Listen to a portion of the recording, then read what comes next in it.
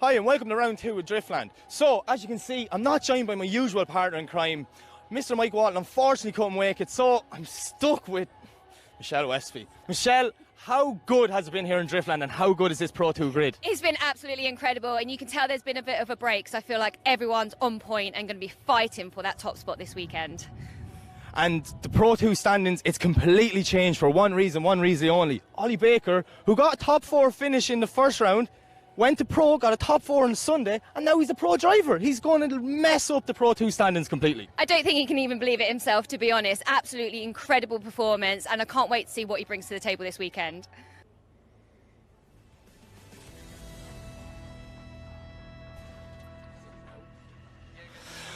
So Chrissy Nayland is, as we see, VT of his last run. He finished in first place. He's leading the championship, Mac, with 50 points.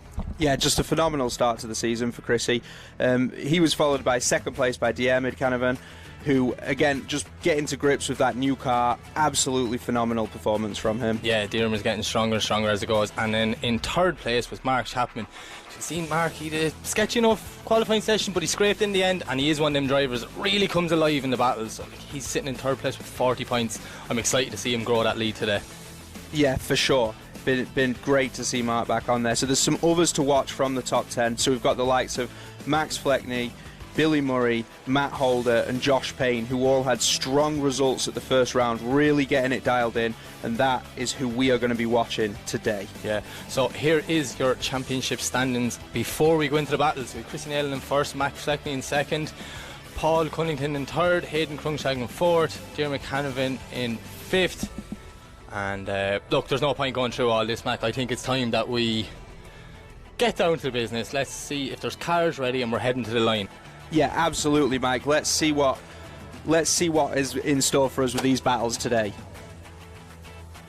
Okay, so before we go down and get set up for commentary, Michelle, we have to talk about who is your top pick in Pro 2 today? I think I'm actually going to go with Mark Chapman. He's looked on top form so far. He's obviously done incredible at Teesside. I feel like today is going to be his moment. Yeah.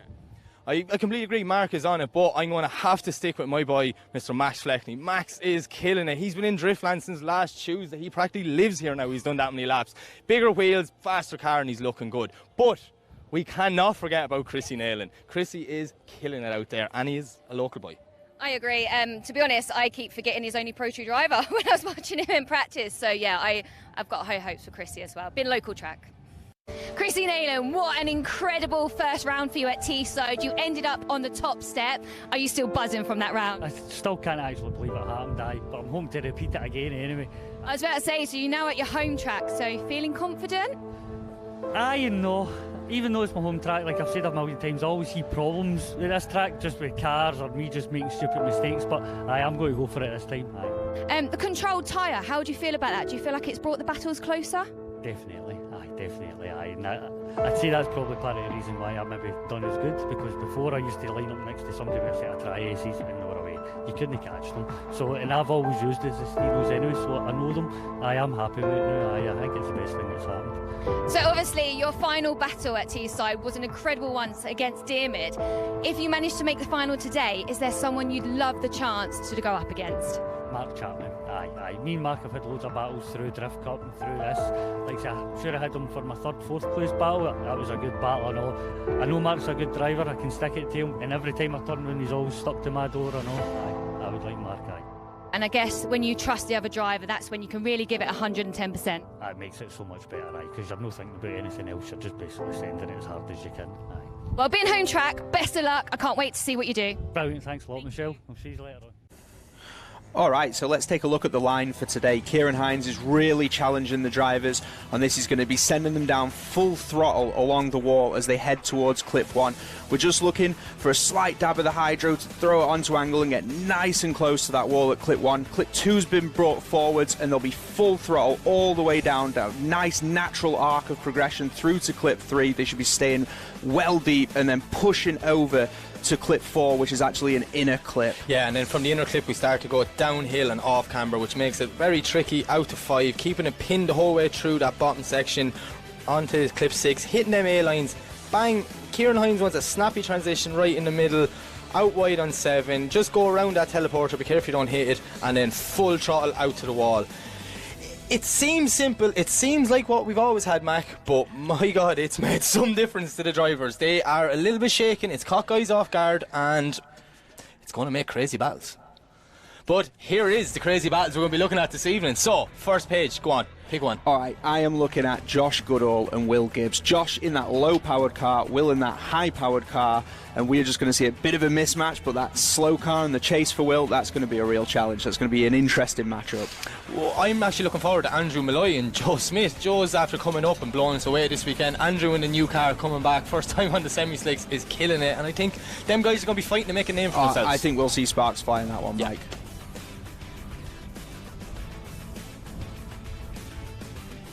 Okay, so we'll be back for our first battle just after a quick word from our sponsors.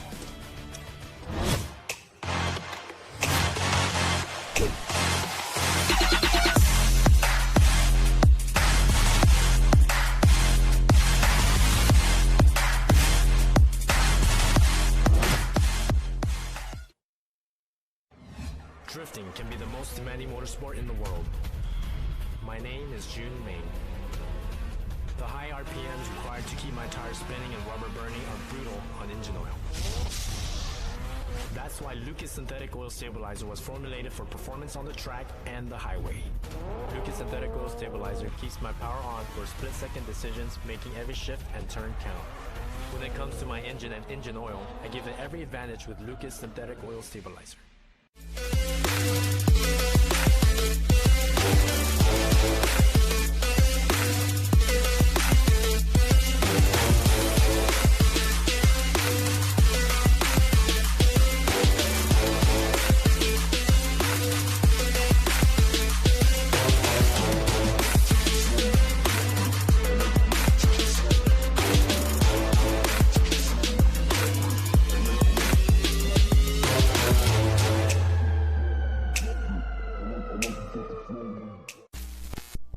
Link ECU produce standalone engine management technology with a range of products that allow you to unleash the power of your engine.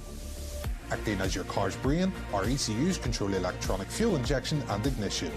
A magnitude of sensor inputs and outputs ensure your engine exceeds your expectations. Built-in safety features guarantee engine protection, and data logs keep you informed on its performance. Smoke your tires and not your engine with a world-leading Link ECU.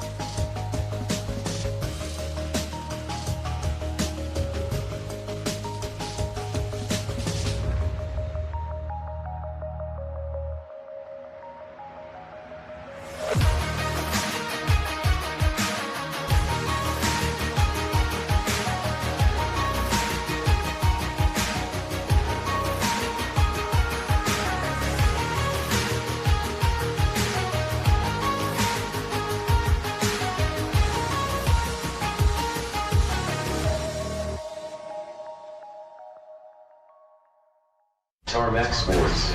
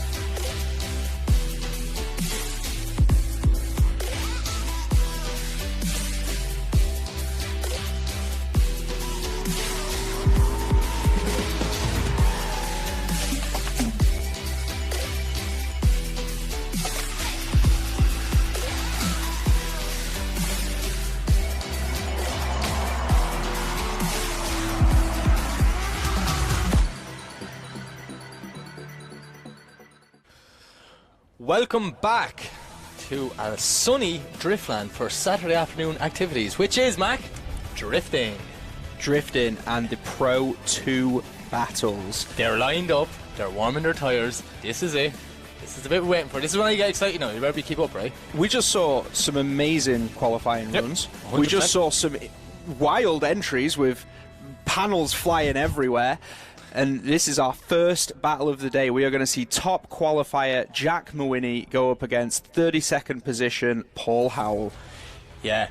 But I'm actually a little bit excited for this one. Jack is just going strong. It's getting stronger and stronger as the day goes on. But Paul is on it. I was talking about on the break, and the nerves got to him in qualifying. And he was lucky to scrape in 32nd position. He said that himself. So hopefully he can shake off them nerves now. This is it. You're in the battles. This is what you've been doing all weekend, is running beside another car, and we can get that battle we dreamed of. There we go. Colgate sends them both off the line. Jack to lead out, Paul to chase as they head down towards the wall. Oh, big initiation from Jack, getting out wide. Paul here, a big gap, but Jack drops a wheel and throws some stones. He gets well, not the right contact. He just took it in beside him. Paul's cutting out clip 5 completely, Mac. He is not near it at all. He's just trying to gain back that proximity again as they transition back over. Jack's back on a nice lead line as he heads out towards the wall, and Paul's just starting to reel him in there as they go across the finish line. Yeah, I'd say it could all come down to that little bit of a wheel drop by Jack on the way in. That's an uncharacteristic mistake for what we've seen from Jack today. Just pushing that little bit harder in the battles. You're taking my terms now. That's one of mine, uncharacteristic. That's mine. I say that, not you. Sorry. Read the scripts, will you? Okay, so we swept them around, and we've got Paul to lead in and Jack to trace. The judge's power bar is sitting in the middle. Now, I don't know. They could be just having a debate about this, and the bar could change in seconds and make me look like an idiot, but there was a mistake from Jack, but there was some separation as well. So I'm just wondering if they've sort of evened itself out there a little bit. Yeah. So as we await our signal from the tower to get the second half of this battle underway.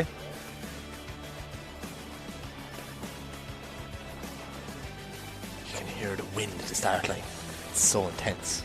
Yeah, this is it. This is the anticipation building here. Are we going to see an explosive chase run from Jack Mawinney? We've seen him lay down an impressive lead.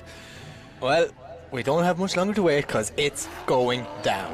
Here we go. So Paul Howell leads him out as he comes in. What are we going to see from the entry? Oh, lovely entry from Paul. Nice initiation from Paul as he heads down through the first 3 clipping points, maintaining a nice tool there on the inside at 4. But he's maintaining. Jack's just starting to reel him in a little bit here.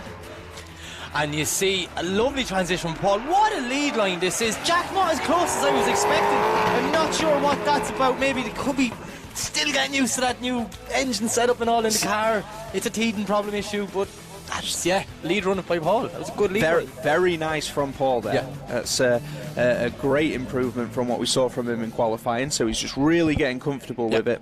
And that's the Paul we were watching on Thursday night and on Friday. Absolutely. Nice, consistent, wide lines, very comfortable. So I'm actually glad that he's got back to the swing of things. Yeah, let's see what the judges make of this.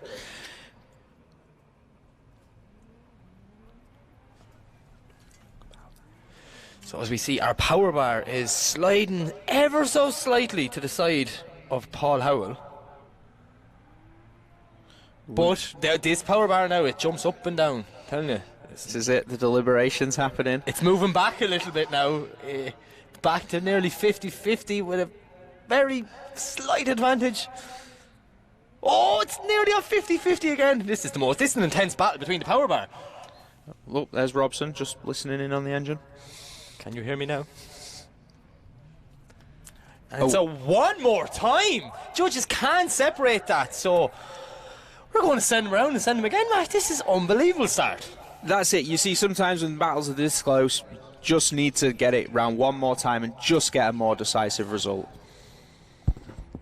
So as we see Jack Mawinney getting out of his car, they're just going to check their tyres to see if they can go again, or do they need to go up to the pits and, fuel, tyres, go again. Oh.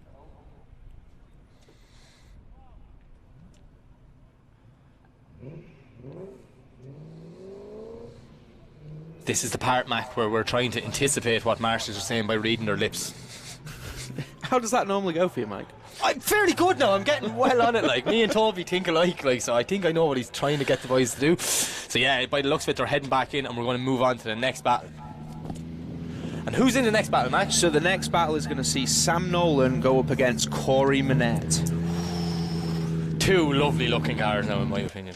Yeah, two fantastic cars, two great drivers. Corey with maybe the little bit of local advantage, but Sam as the higher qualifier. So it's going to be a very, very close cut here. Yeah, I'm actually excited to see how this one goes. So as our start line marshal awaits the signal from the tower to send the cars off the line, we'll just sit here patiently looking at the back of that beautiful S15 and beautiful 186. Yeah, there's definitely a clear power advantage for Sam, running nearly 700 horsepower. So are we going to see some separation? But no, it doesn't look like Corey's going to give him an inch as they come down. Oh, Sam is on a perfect initiation. Corey getting a small bit wrong, tucking too much into the inside. So we see Sam have to let off to stay on the track. He cut a little bit shallow towards the inside clip 4, but now he's back on that perfect qualifying line. Corey's just getting it all wrong in the chase position. Mac, I believe he's just getting lost in the smoke from that monstrous S15. Yeah, that's a hard car to chase when you've got that much smoke coming in. You've got that bit of separation, so you're just falling back into that smoke trail. Yeah, so I'm sure Corey's spotter's going to tell him, he's like, you're going to have to push hard and you're going to have to force a mistake out of him. Yeah, will we see Sam have a little bit of difficulty chasing the slower car perhaps here as we turn him the other way Sam around? is a well capable driver though, so I think he should be able to adapt. I'd be very confident if he does. If it happens, his commentator's curse tonight just messed it all up for him, and I apologise, but I'm sure it will be alright. We hear Corey revving away. He is eager to get going because he knows there's a monster chasing them into that first corner. He is going to be out of that start line the second that Colgate gives him that signal. It must be very intimidating being the start line marshal. Everyone's just staring at you so intensely, like, come on. But just look. But it's not even his decision, like, you know, he's just the messenger. It's actually coming from the tower. Just look how happy he is. Oh, he's the happiest man in the world, he is. Yeah. Why wouldn't you show off those teeth all the time with that smile? So, both cars leave the line. We've got Corey to lead and Sam Nolan to chase. Sam is tucked in lovely behind him, not giving him an inch on transit or on initiation. Small little straight in there. I don't know if Sam will get back. But Corey is pulling a bit of a gap. Sam now needs to put foot to floor to reel him in. As we can see, the power bar, the advantage is towards Sam, but it's moving back in Corey's favour. Coming up to the last corner now, you see Sam foot to floor, trying to chase that 188X up the wall. Whew, I was expecting a little bit more than that now. I don't know what happened. I want to see in the replay coming into clip 4. Corey was a little offline in a couple of points there, and that just Sam was just hanging back. He knew he potentially had a bit of advantage there, and he didn't want to overcook it back here in the top 32. Yeah. I believe it. Yeah, you know what you're talking about. You got this. Yeah. So, as we await the judge's decision, the power bar has a nice advantage to Sam now. So, if that's anything to go by, you know, we can kind of look inside the mind of a judge. That's what all the power bar is. And that's why we want these graphics there, so anyone at home who can understand, much like me, isn't actually an expert in drifting, you know, you can get a nice visual aid to help you see. All I know is you called me an expert in drifting there. Thanks, bud. So, Robson's still waiting the signal. I'm sure the judges are looking back on their replay system just to figure out what happened on the second half. And the winner is Sam Nolan. So we will see Sam in the top 16. And round of applause for Corey Manette. Yeah, another one of the local drivers here coming on, putting on a great show for his friends and family. Yeah. So fantastic to have him. Okay, Mac, who's next? Up next for heat number 3, we are going to see Josh Goodall versus Will Gibbs. That's David versus Goliath. But David's used to his weapon and Goliath isn't. Josh's second qualifying run was unbelievable. Fantastic. Yeah. Now, we said he can't lift. In this case, he can't even think about it. Well, we're going to find out what's going to happen now. Luckily, Josh is to lead, and we've Will to chase. As you hear that 350 screaming coming down the straight, giving everything it has. Josh throwing it in, but look at Will. Straight line, and he hasn't initiated. I'm not sure what happened there, if it was a mechanical failure or a driver error, but he just drove alongside that 350 in the first corner, Mac. He just found himself caught up there in the centre of the circuit with nowhere to go. He's starting to get it dialed back in now, looking to find the door on the side of that 350Z. Josh just shortcuts away a little bit, but he's pushing back out, and yeah, he's a little short off of the wall, but Will's still trying his best there to get onto the door. Yeah, not the best first half of battle. I thought there was more in that. Yeah, I was not expecting Will to sort of fail to initiate there, so let's see what happens when we change him around the other way. A lot of drivers were telling me earlier that they were caught out by the grip yesterday after the pros from the rubber they put down. So I wonder now, it's warm out there. Pros had an intense pro practice. Wow. Have they made that track more grippier that maybe it caught Will off in the win? Just to throw it in there, we just watched Aramis Vizquelis do his first run of the weekend during the first bit of the practice. Wow. Yeah. It's definitely worth coming to watch tomorrow. Yeah, for sure. Get yourself down here to Driftland to see pro action tomorrow. But for now, Mike, we've got the second half of this battle. Second half of this battle here. Josh is just hanging back. He's ready to jump that line, and off he goes. This is it. Josh won't be able to give him an inch because he can't lift. Will coming down. Lovely initiation this time. Getting the car stepped out beautifully. Pulling a massive gap, unfortunately, for Josh. Josh is doing everything he can. He can hear that 350 screaming. But Will is on a fantastic line. The question is, Mac, is this enough to overturn what happened in the first half? He's pulling a huge gap here. Josh is staying on the qualifying line. He's doing what the judges ask. If you get left behind, don't start cutting the track, because we can see that. We want you still to tick them boxes. That's it. This is going to be very interesting to see where the judges settle on this. It does look from that power bar like there is an advantage to Josh, but is there anything going to be overturned? It's going to come down to that first half. Like, I'm not going to get in and throwing things out like inactive chase and, you know, all these words. He didn't start drifting by the score and so anything could happen here. Could we have seen a 0 for Will on that first run? I'm not putting it out there. It's too early in the weekend. I'll start making them calls this evening. So you can see the slight advantage is still to Josh Goodhall. Can we talk to the judges after this one, please? I tell you,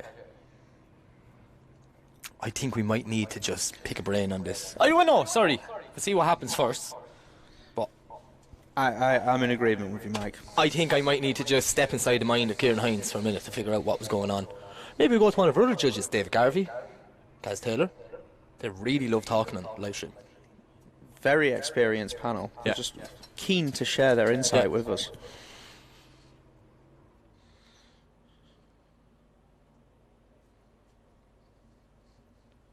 Oh, they're having a good debate about this one.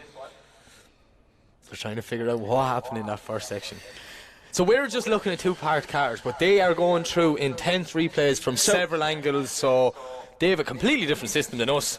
We're just watching the boys check Will's car. There's multiple cameras around this track, and what the judges are actually able to do on their screens in the tower now, they can use the cameras in other angles to what you see on the live stream to be able to review very specific details around each clip, each initiation, whatever they need to see. They have got the tools to do it. Oh, looking like we have a bit of commotion going on here. Is there a fire? Just our track marshals there, just. Well, fair play to the guys, because I seen Robson sticking his head towards that bonnet 3 or 4 times, so obviously they were paying attention there and noticed there was something smoking. Oh, we probably need a recovery to get that car out the track just in case. Yeah, definitely don't want to be taking any chances with this.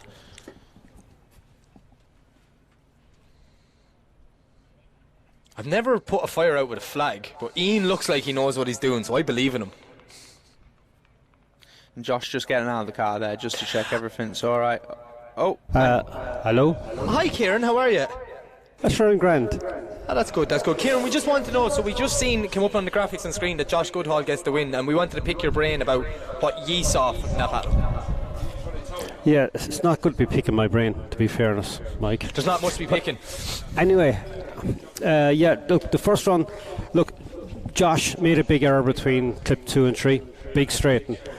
Not completely straight, still on a very, very tiny bit of angle, but he was away on the inside of the track. So he, after the first run, we scored the first one, a 7-3 to Will. And when we swapped it around, look, Josh did pull out a gap, but both were on a good run. So even though Josh took a 6-4 advantage on the second run, he not enough to overtake or overturn the mistake he made in the first one. So there you have it. It's good. It's always good when you can just kind of get, you know, the information out of judges rather than just listen to me and Mac assuming. We get the facts. And that's what's important, because we want everyone at home to know why these decisions have been made. Yeah. So many new fans are drifting. We're now out there on the TV. All understand kinds what of happened. tens of thousands, hundreds of thousands of people listening around the world. Yeah. So round of applause for Will Gibbs as he makes his way off the track, and I'm sure that monstrous PS13 will be back for the next round. What an incredible car. Yeah. And yeah, all the best for Will and his team, and we'll be seeing them back next time. Right, Mac. Who's up next? So the next battle is going to see Andrew Malloy go against Joe Smith. This is the one now I'm looking forward to. Could be a little dark horse here. Two lads that are on it and trying to make a name for himself. Joe's gain his Pro 2 license and be able to stay here in the BDC. And if he doesn't, Andrew Malloy just took that away from that guy. Yeah. Wow. What pressure's to put on that driver? Everyone wants to get along in the paddock, you know? So as we see Andrew in the black 180SX and we have Joe in the blue 180SX. Yeah, he called them S13s over here, don't know why. Yeah, I mean, very similar cars, both running JZ platform, very similar power figures. Same tyres. Same tyres. Let's see what happens as we send them off down So the we've hill. Andrew coming down, but look at Joe tipping in there right beside him. Lovely initiation from Andrew Malloy. I'd seen the car hot there, I thought he was going into gravel, but no. There's it, lovely. But what an absolute chase drive from Joe. A little bit shallow there, trying to tuck in, kind of got himself boxed in. He had to stall up and let Andrew come around. But this lead line from Andrew Malloy, he's a completely different driver, man. Like, this is a new Andrew Malloy, and I'm really enjoying watching him. This new car is just suiting him down to a T. That was a phenomenal lead run, and Joe Smith there just didn't seem to have any answer for it as he was trying to catch back up with him. Got caught up a little bit there in the middle. Yeah, just had to stall the car up, and just that little delay is enough to allow the lead car to pull a gap. So we'll switch them around, and it will be Joe to lead and Andrew to chase.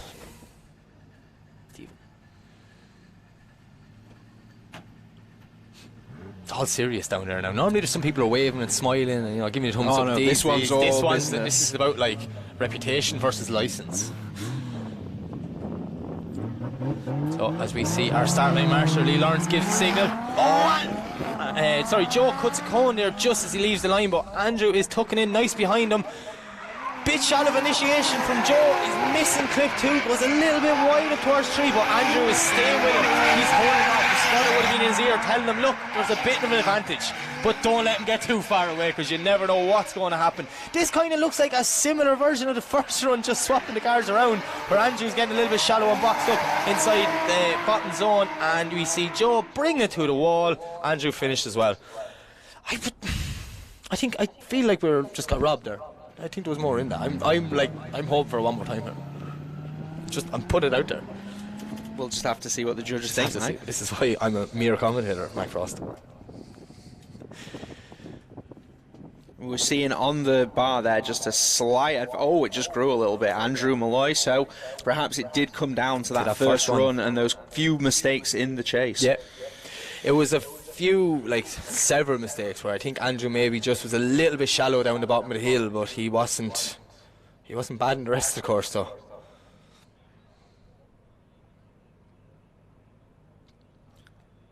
So as we await the decision from our judges. One judge decision, two judge decision, come on.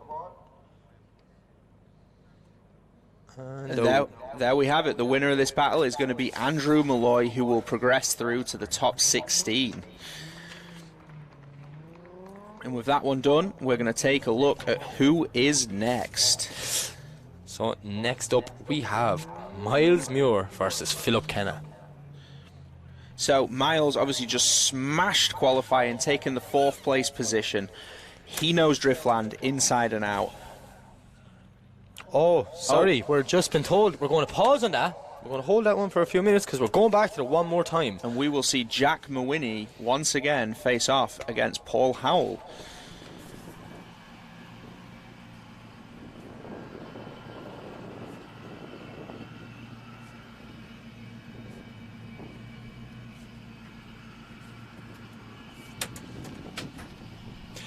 So we see Jack to lead, Paul to chase. Both guys have done a battle already. They feel each other out. They have an idea.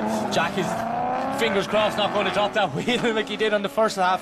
But Lovely initiation, nice and wide from Jack. Paul is right with him though, putting foot to floor, man.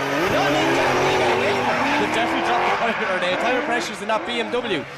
Yeah, and I mean, Paul is just moving in there, trying to stick onto that door, and as they transition back across, there is just a little bit of separation opening back up, but we're seeing Paul trying to stick to that qualifying line as Jack pushes it back out with a beautiful final section, taking it back to the wall. That was a very nice run by both drivers. Yeah. I enjoyed that one though. Fantastic. You know, they know each other, they've felt it out, they've had that first one, changed tyres, changed pressures, and here we go for the second half of this battle. It's official. They have to go hard or they have to go home. Quite literally. One or the other. So as we switch them around, it's Paul to lead and Jack to chase. Judges just having a quick little deliberation. They'd like to talk about the first half before they get on to the second half. Yeah, they'll just really want to be settled on where they stand on that between themselves, and because it was quite close, you know, they need to know that so that this time they've got the data for who had the better lead. Yeah. So as we see Paul to lead, Jack to chase. Both cars are away, coming down the straight. Oh, early initiation and very shallow by Paul. Kind of threw Jack off, but he did a good job not to make contact. Jack and Winnie now is tucked in right on the head. Driftland makes some noise. Oh, they make contact. I jinxed it. God damn it. I'm sorry, Jack. We saw some fantastic aggression there from Jack. He was just really closing in on that rear quarter as they entered into the D-cell, and Paul just seemed to slow up a little bit more than Jack was predicting. It did look like there was some contact, and did he push him off the track? It looked that way. I know the judges are already looking at it from a different angle. I definitely want to see a replay because I was in the heat of the moment there and I didn't really see what happened. I just seen two cars close and savage. Oh, here's the replay. Here we go. The Lucas Oil replay is going to show us exactly what happened there. Oh, it's beautiful. Oh, just ever so slightly. Oh. Did he just bottle it a little bit as he went in, or was the contact enough? I don't know. It did seem like minimal contact in my opinion, so. But it's hard to know because that corner, you know, you don't really see it from the live stream. The people in live attendance are seeing it. It's downhill and it's off camber, so it's naturally pulling you out there. Now, what we see on the live stream, we perhaps didn't have the best angle of that contact, but where the judging tower's positioned, where they look down, they are right over the top of that.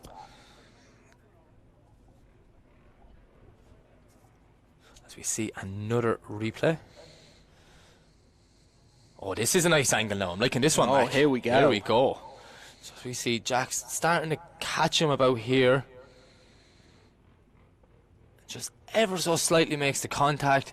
But like the contact was made back up a bit. And then just at the clip is kind of where he goes off. So I'm not sure if there was a second contact down below that maybe we're not catching from that camera angle, or did Paul just catch a little bit? Yeah, I don't know. It's one of them really awkward ones now, and it's one of the times I'm so happy I'm not a judge. Yeah, I cannot imagine. And this was the one more time. So there is no, let's send him again.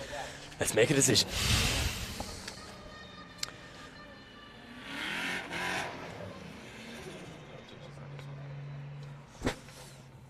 Oh, there's the bar moving a small bit, and it's moving in Paul Howell's favour. Are the judges saying that Jack Mawhinney was at fault for that contact? I'm not getting into this. This is too technical. I'll lose friends over this. So we've two judges. Oh, three judges. No, I don't. So Paul Howell gets the win, and unfortunately, our first place qualifier, Jack Mawhinney, just pushing a little bit too hard and eliminate himself, Mac.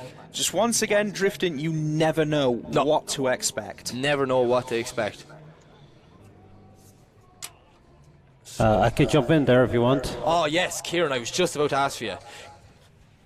Okay, look, the only way it would not have been Jack's fault is if Howell had actually slowed coming down through 4, which is not a D-cell zone, it's a full throttle area of the track. We just watched the replay there. There's no evidence of that. It looks more like Jack just came in a little bit faster and just made a little light thought, which was enough to just push him offline. There you have it. Thank you very much for that, Kieran.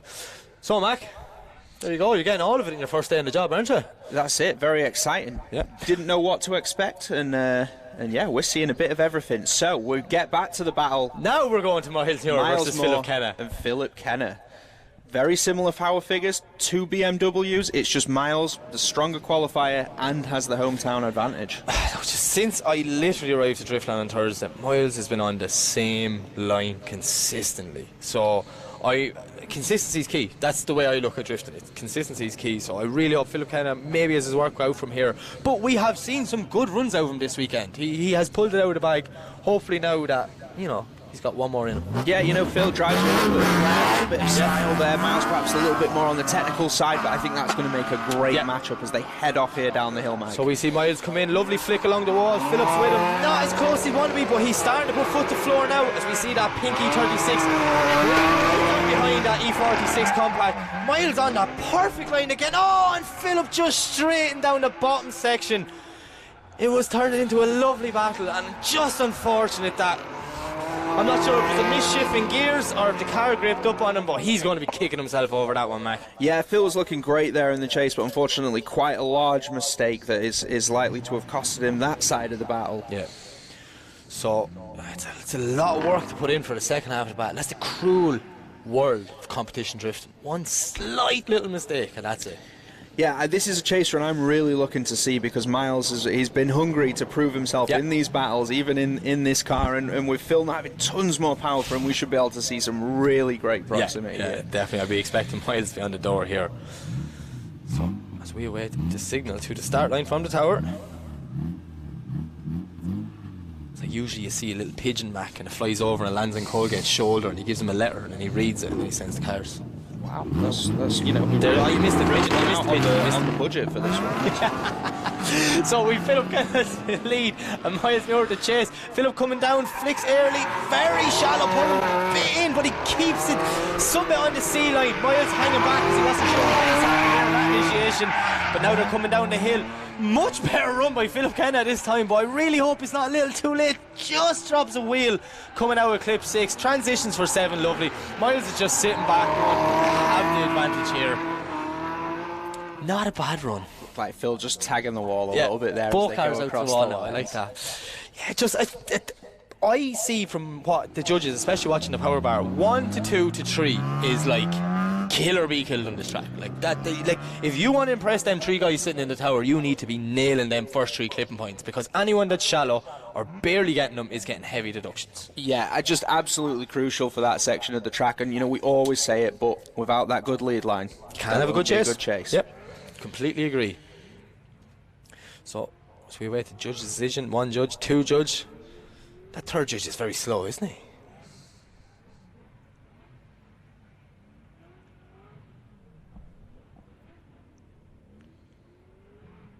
If they're trying to build suspense, my God, they built it. And there we go. The winner of this battle is Miles Muir, who heads through to the top 16. And unfortunately, that'll be the end of Philip Kenner's weekend, but we will see him back at the next round.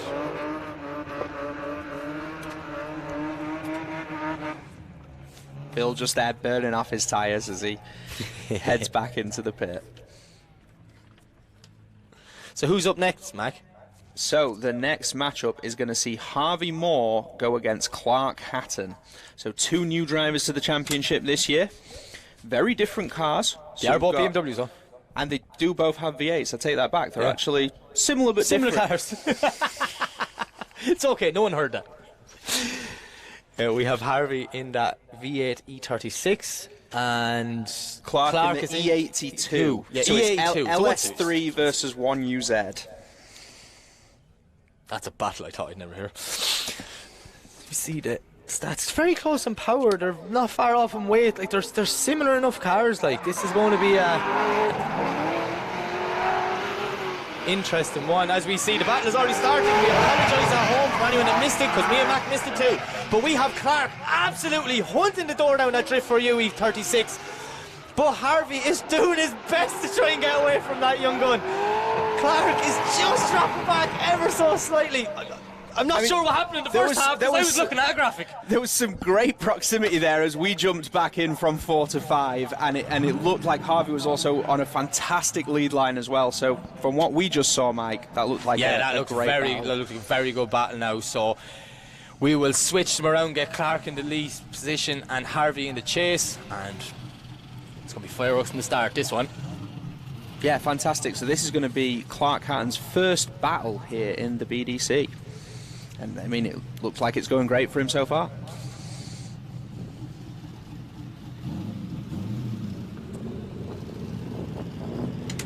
So as we await our start line to release them, release the hounds. Colgate's going to send them off the line. There we go. Off they go. Spinning wheels. Harvey is like nearly past him out there. He left the line that quick. But Clark, lovely initiation on the wall. Harvey's just drift back ever so slightly, but look at that. He's smoking it. But they drifted for you. E36 is back on door now as they come through the bottom section. Out through clip 6. Snappy transition. Did Harvey make it? He just did. I thought he was going to get boxed in and have to pull out there. Clark was on a lovely lead line as he pushed out to the wall. But what a chase run from Harvey Moore. Harvey was keen on that transition there, just hunting down the side of that E82. Nice. Doing some skid brakes at the end. I like styling it out. So as we send both cars up to get the decision, we can see our power bar has a slight advantage in the favour of Clark. Now, it was like that when that matchup started, so we didn't see what happened at the start of that other run. And was there something decisive there? I'm not sure, I didn't see it.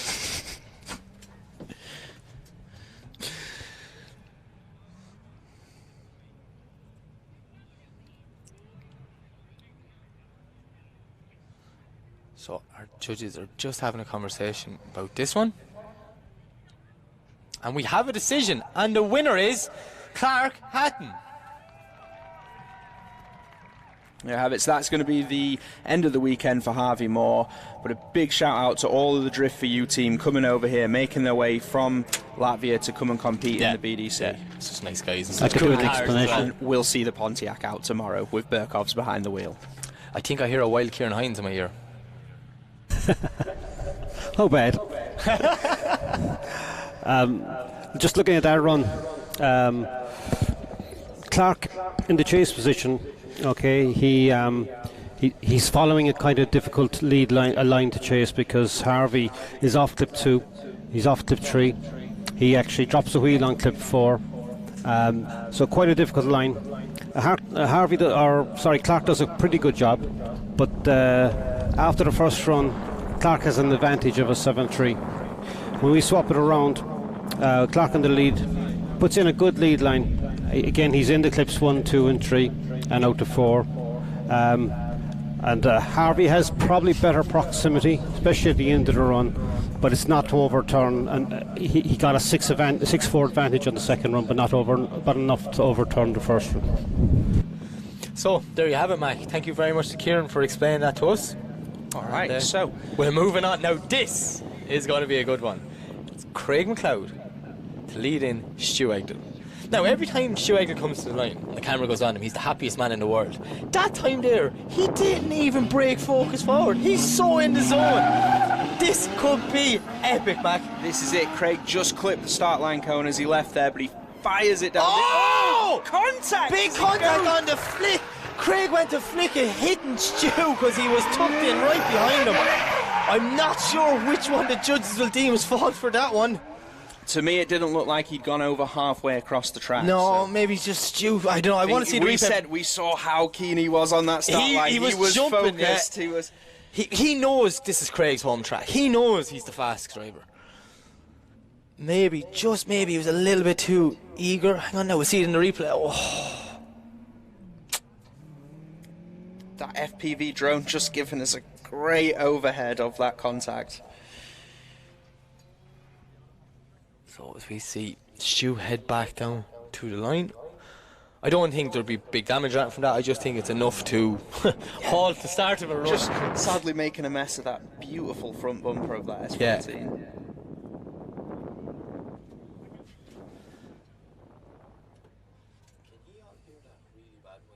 Starline camera. It's just very distracting in our ears. So yeah, you just see it there. Stu's just I think Stu's just that little bit too eager. He just got up a little bit too early beside him. That's it. The drivers do have the option to make that weight transfer on entry. Yep. And it looked like Craig was going for it. You know, he wants to put on a show. And yeah, Stu, just that aggression, that proximity he was looking for. But there we go. We're just seeing a little bit of damage on the side of that bash bar. So what's going on here is our Starline marshal is just making sure the car is deemed safe before it takes off the line. So we don't want bits flying off or Stu go in and go, oh no, I can't steer because something's bent. Obviously that will just put more risk out there. So yeah, and you know, now with this level of machinery and the speeds and these sort of things, safety is a huge and key part of the championship and something that we're always looking to improve, and that's why we just have all these checks and processes in place to make sure that everyone stays safe and that the cars get as little further damage as possible. We're all here for a fun weekend, but we all want to go home as well. Exactly, Mike. Yeah.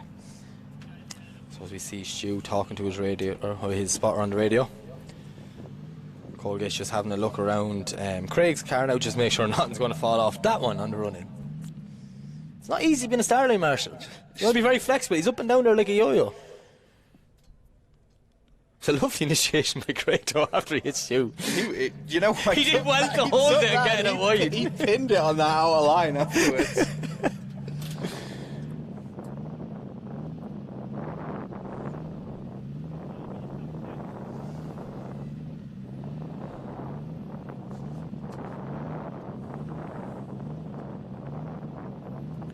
There's obviously maybe as a guesstimation, okay, there may be something wrong that Colgate's like just radioing up to see is this acceptable, and what I mean acceptable is like, oh, you know, his bumper's 3/4 wheel cracked, does he have to go in and take it off?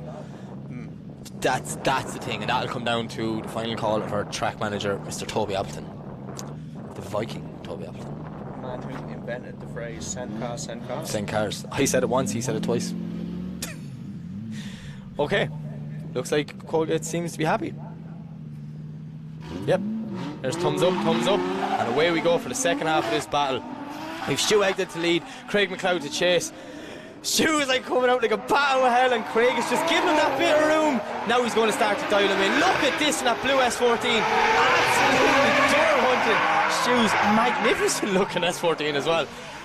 Lovely bottom section from both drivers. Craig not with the proximity that, you know, we'll be expecting from him, but he does know he has that bit of an advantage going in, and there's no point going 110% when you have the advantage. I mean, absolutely. You know, it's far from an inactive chase, and we're seeing a 10-0 on the first run there, so an ultimate advantage given to Craig McLeod, and that is going to be, unfortunately, from this, the end of Stu Egdal's weekend.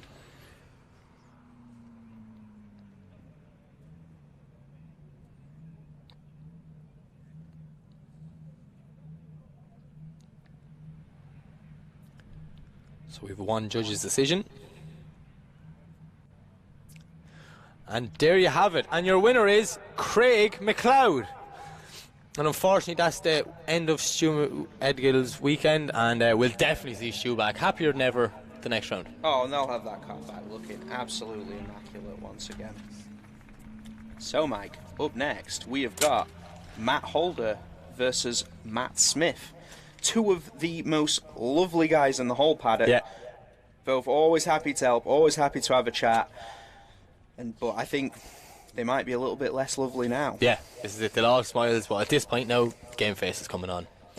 Smurf was telling me on the break after qualifying like that, his second qualifying run, he entered at 98 kilometres an hour when he pulled the handbrake. In that little compact, alongside the wall. That's hilarious. He is making the use of that new turbo that he's fitted during jobs. The car sounds amazing though, I'm just not sure why. Anyways, we've got Smurf to lead and Matt Smith to chase. Nice initiation from Matthew Holder. Little bit, just one wheelie drop, pulls the bumper off the car, but both cars keep going.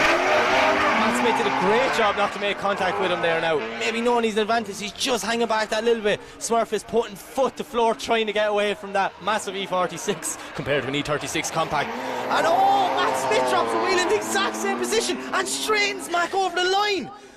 Maybe this is the drift gods looking down on Smurf just going, you need us. All kind of mistakes there, but it looked like Matt Holder missed the clipping point just after the transition. It looked like he transitioned and just made the dive in too early. And obviously Matt Smith then made an error behind that.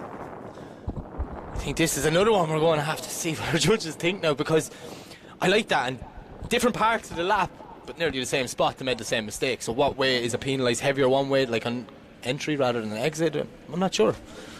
We're going to learn so much information today. We're getting really technical. Another difficult decision for Kieran. Kieran loves this. So there's a bumper to be picked up and probably a few stones to be swept off the track, I'd say. So the hardest working track team in drifting is out there now, I mean, putting it down, trying to get it done for our entertainment, to get these guys back on track. These lads out on track, they work out here from 9 in the morning till 6 at night. Should arrive here at 6 though? That they arrive here at 6 o'clock in the morning. They don't they start at the first track thing, at 9 they o'clock. have to set the track up, paint it, you know, and Repaint they tracks, have banners, to everything. keep all of these drivers safe while they're out on track, and just making sure this show keeps running for everyone. It's an absolute credit to them. The dedication that's in this track team is like no other I've ever seen before. Yeah, absolutely brilliant. There we go. So it looks like a ever so slight advantage there to Matt Holder. That's so just it's just a hair. It is a hair, like it really is. That's all that's in it.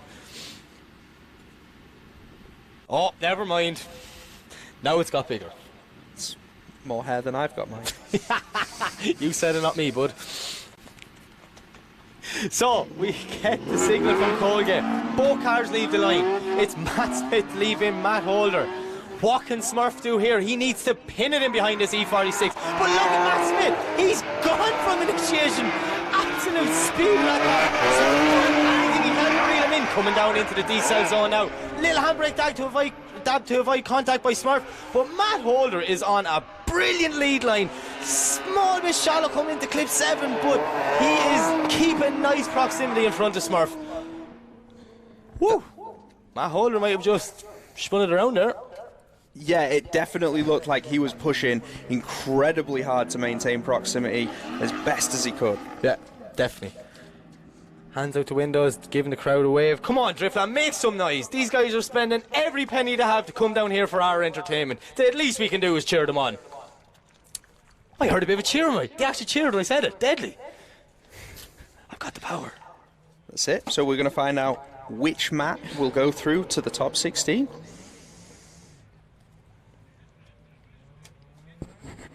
And the winner of this one is going to be Matthew Holder. Make some noise for the Drift Smurf, taking the win here at Driftland today. And Matt Smith is going to be retiring from competition, but make some noise as he gives you a little bit of entertainment there as we leave the track.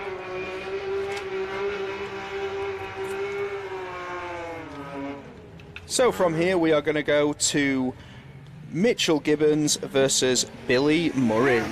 Now, this is two lads that know Driftland very well. Absolutely. So Mitch's second qualifying run was insane, which he didn't really need to do because he was already scoring very highly, and he went, I'm going to put on a show for these people, and took the rear end off the car on that wall. I was talking to him on the break after qualifying. I just went, it was the coolest thing I've ever seen, but what were you thinking? He went, I wasn't thinking. It was the perfect answer for a drifter. I just did it. And Billy Murray did the same thing. He opened his boot up, threw his shopping out as he was... Threw his shopping out, yeah. He lost the milk and the bread and all. So as we see Mitch to lead in that PS13. That car has a lot of stories in Ireland. Yeah, that car took its former owner to the podium here in Driftland in 2018. And yeah, that was the first time I ever came to Driftland, Mike. Really? Many years ago, 2018. You're near Gosson. So as we see Colgate just doing some final checks, you know, because we know panels are going to go flying in this one. Just checking the rear ends have been fitted back on these cars. Just double check they're all. Is the boot lid closed? Yeah. Okay, we're good to go. So it's Mitch to live and Billy to chase. S13 versus E36 Touring. Both cars get away nicely. Billy's just giving a nice bit of proximity there on initiation. But look at Mitch. What a line. Yes. Absolutely.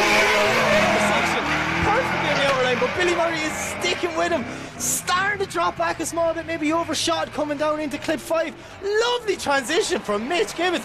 He is absolutely nailing this lead line. Billy Murray is just dropping back, watching this, wondering what can he do in the second half of this battle. But ladies and gentlemen, make some noise for Mitch Gibbons.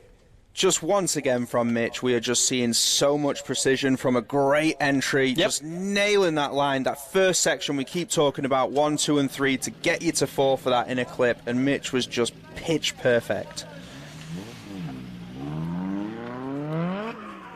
So as we see a replay here, look at that, absolutely perfect. And then once he passed by, then you drop off and head down for the inner clip. Like, that's exactly what the judges were asking. I really want one to be a judge today, but these guys are not making it easy for them. Like, when you've got so many drivers that are so experienced, either here on this track or just generally in competition, you know, it really mixes it up. And Mitch been another talented...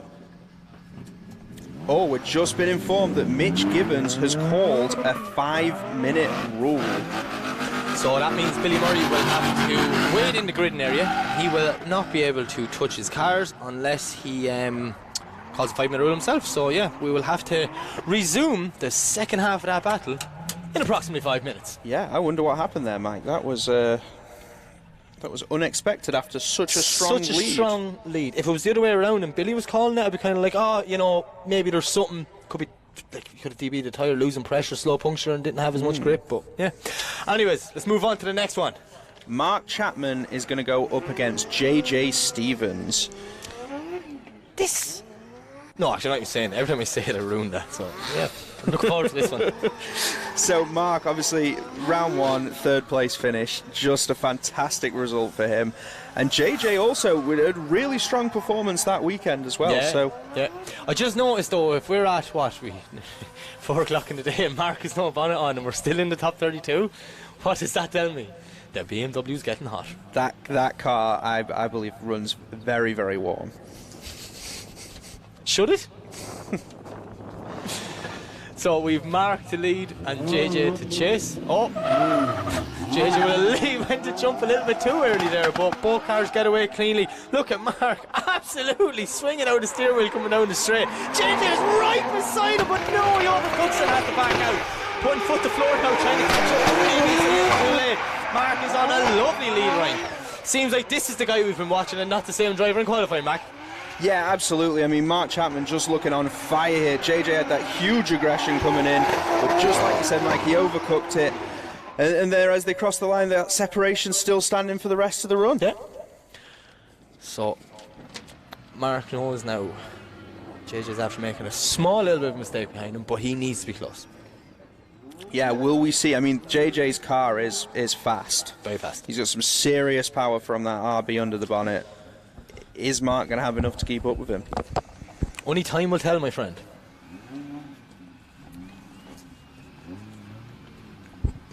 So, as we can switch around, it's JJ to lead and Mark to chase.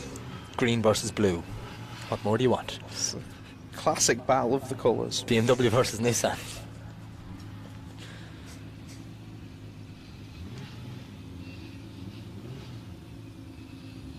Very majestic pose by our start line marshal. He kind of looked like a statue there for a minute. Regal. Yeah. Did you see him on his electronic skateboard flying around? I just wonder what he's going to do next. Yeah, I know. He always has to keep up to that. Here they go as they send him off the line. We're in the FPV mode, looking down as JJ Stevens does pull a little bit of a gap there on initiation. He's pushing out to be as wide as he can, but Mark Chapman starts to hit as they come through clip 4 down into the D-cell. Chapman is there.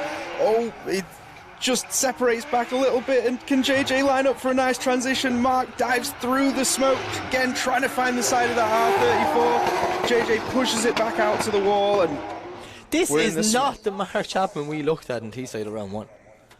He's really fighting that car, and there was some like silly mistakes. Now I'm wondering maybe the car could be just running hot and actually not running correctly. But yeah, you watched the initiation there, it was very shallow, and then he caught him coming down the hill, but then he like stalled up completely, which allowed JJ to get on. As you say, a fast car like that, you can't give him an inch. Yeah, definitely not. And I mean, these machines are pushed to the limit with what they're doing here. And like you say, you do wonder if Mark's just having some issues there with that car. This is the part of being a commentator, right, where we're like, oh, we don't know what's happening. And then when you walk outside, everyone's there to tell you exactly what you asked. I'm like, I forgot what happened in that moment when I was asking that question. But, you get the answers. It's good to get the answers. It's looking very, very even on the judging bar there. Just a slight advantage to JJ.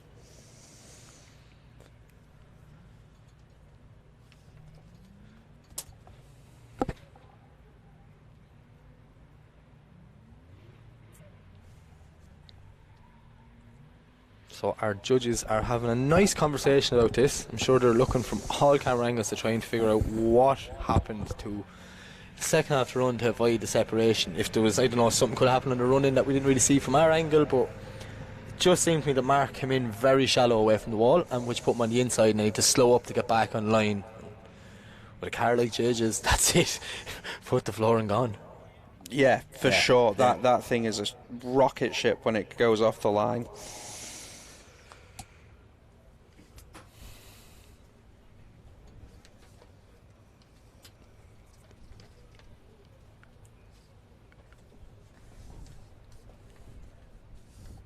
The nerves are killing me. Like, what are they talking about? We need a secret judge mic that they don't know about so we can listen. There we have it, and that's the winner, JJ Stevens. And that would be the end of third place finisher in the first round and third in our championship, Mark Chaplin's weekend. And this is early on in the season. We see some people come out of the gate swinging. Is it nerves after that? Will he come back? Time's going to tell. Yeah. Still early days left. We've 3 more rounds to go. One more time? What's going on? Hang on now, we need to talk to our judges. We're after seeing 2 results on the graphics. So me and Mac are confused here. So apologies to everyone at home, but I've even wrote down on my sheet is wrong. There we have it. So, slight issue somewhere. Kieran, can you hear us? Can you just give us some confirmation on what happened in that battle, please? There was a little error made there at the end with the graphics, but yeah, so one more time for us. The first run, there was a little error there by the chase coming in at 2. He had to stall up and drop the wheel, and even though overall the rest of the running he had an advantage, that advantage was taken away by that error in the first corner, so that brought it to a 5-5. And when we swapped it around, he had a really good lead. He did drop a wheel over at 6, which he should have taken advantage on that run as well, but he didn't because of the wheel drop. Brought it back to a 5-5. It's a bit too close for us, so we'd like to see it one more time. And there you have it, and I just want to say apologies for that mistake on my behalf. Just me and Mac have a graphic in front of us, and all we can do is read the name that comes up. Yeah, we see a winner pop up and we get excited. That's it, we get excited. So, but the best thing is we get to see that again. And third in our championship is not out. That's all that matters. That's it. And this is 2 local drivers here. This is going to be good. Chrissy Nayland, Jack Coburn. These guys know this track inside out. And Chrissy's got the Pro 2 championship, on the line. He's leading the championship here now. And it's someone he knows very well that can take it all away from him. Yeah, these guys must have battled here over the years. Countless amounts of times. You heard Chrissy saying to Michelle earlier on, he's unlucky in his local track. He says he does well when he's not in Driftland. So we could see an upset here, Mac. Absolutely. And I mean, Jack is a fantastic driver. He's looked strong all weekend. He's got himself here into the battles, and this is what's going to define He's been doing some crazy entries along the wall, so I'm really hoping for a bit of that. But here we go. Collier gives the signal. It's Jack to lead and Chrissy to chase. E30 Touring versus E92. Oh, look at this from Jack. Lovely initiation, and Chrissy's just dropping back ever so slightly, but now he's starting to reel him in. Jack all the way down the hill, but look at Chrissy nailing. Absolute beautiful chase drive from him. Jack is giving it everything. Just drops a wheel there coming out of the last section. Lovely transition. But Mac, look at Chrissy nailing. He is stuck right with him. Chrissy did not want to give him an inch at that point. I mean, that was a great run from Jack. He did just drop that wheel, just going a little bit late, coming away from 6. And Chrissy, he was there. He was waiting. I don't know now. This is. There's a lot on Jack here, but if any man can do it, Jack can do it. Yeah, this is it. So, Chrissy's got the 2JZ E92. Jack's in the VA E30 Touring. Jack's sitting back there. He's ready to jump. He knows Chrissy's got that little bit of a power advantage on him, and he does not want to give him even a millimetre as they're going to fire off down this hill. So we see there is an advantage to Chrissy Nayland. Colgate gives the signal. As we see Chrissy coming down, and Jack is right with him, tucking in behind her. Weird initiation from Chrissy, but he has pulled a bit of a gap now. Jack honestly has to just do everything he can to try and catch back up with that blue E92. No proximity really on this. I'm kind of a little bit disappointed. I was expecting better, but Chrissy's on a lovely lead line, Mac. He is pushing that car everywhere. He wants that Pro 2 Championship this year. He could have ran off the Pro, but he didn't. Yeah, as that run sort of progressed there, Chrissy looked more and more comfortable in the chase, and as he picked up that pace, Jack just didn't really seem to have an answer for him.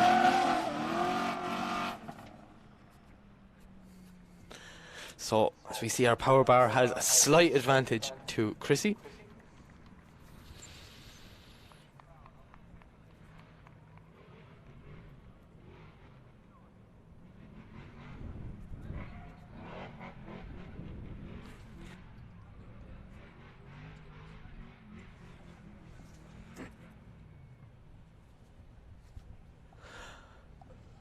Oh, these judges are not having an easy one today, Mac.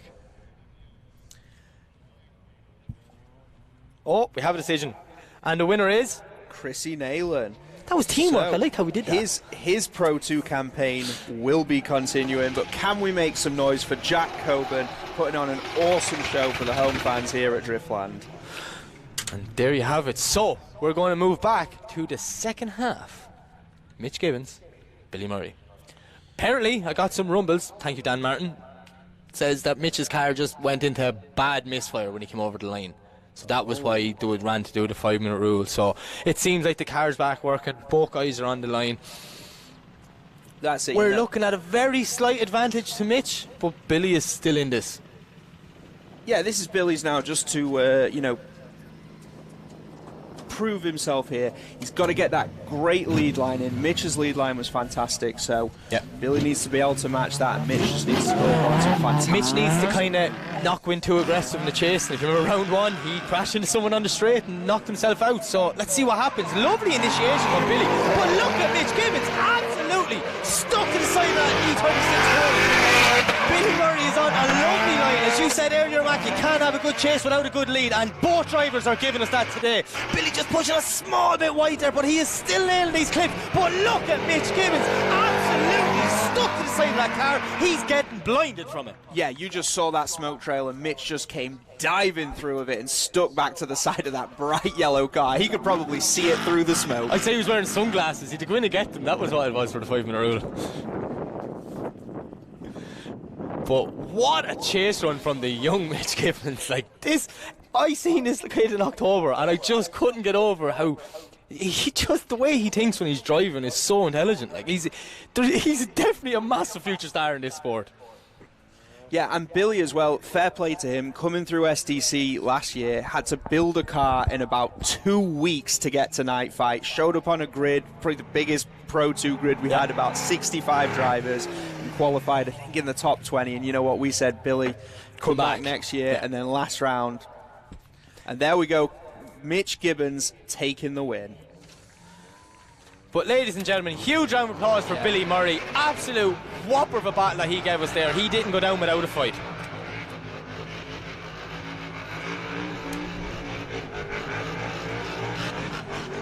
Oh, Mac, I don't think I'm going to be able to contain myself for the next battle. Yeah, so this is definitely two of your favourite drivers who we're going to see out here on the grid. If you like flair-style aggression and unbelievable sounds of cars, have I got the battle for you? It's Mac Fleckney to lead in Diarmid Canavan. I'm going to lose it. I'm going to lose it. Yeah, these are two exciting drivers, two drivers who are just building themselves a name over the last couple of years with just so much excitement. Two serious machines. I mean, we talk all the time about that Corolla, but Diarmid's car is a weapon.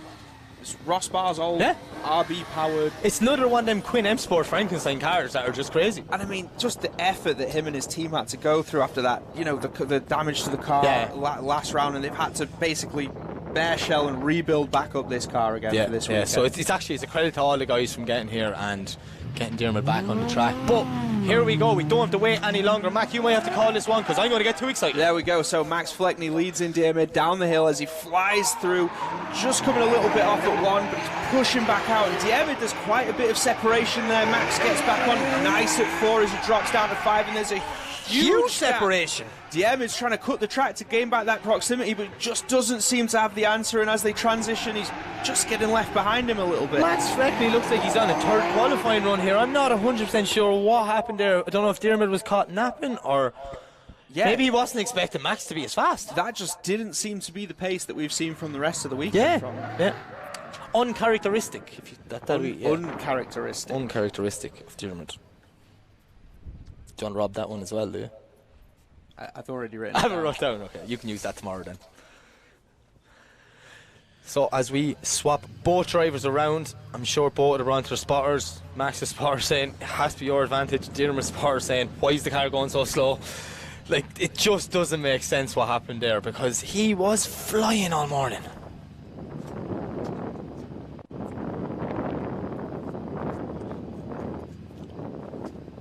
We're just waiting to get the go-ahead there from the start line marshal to send off the second half of this battle.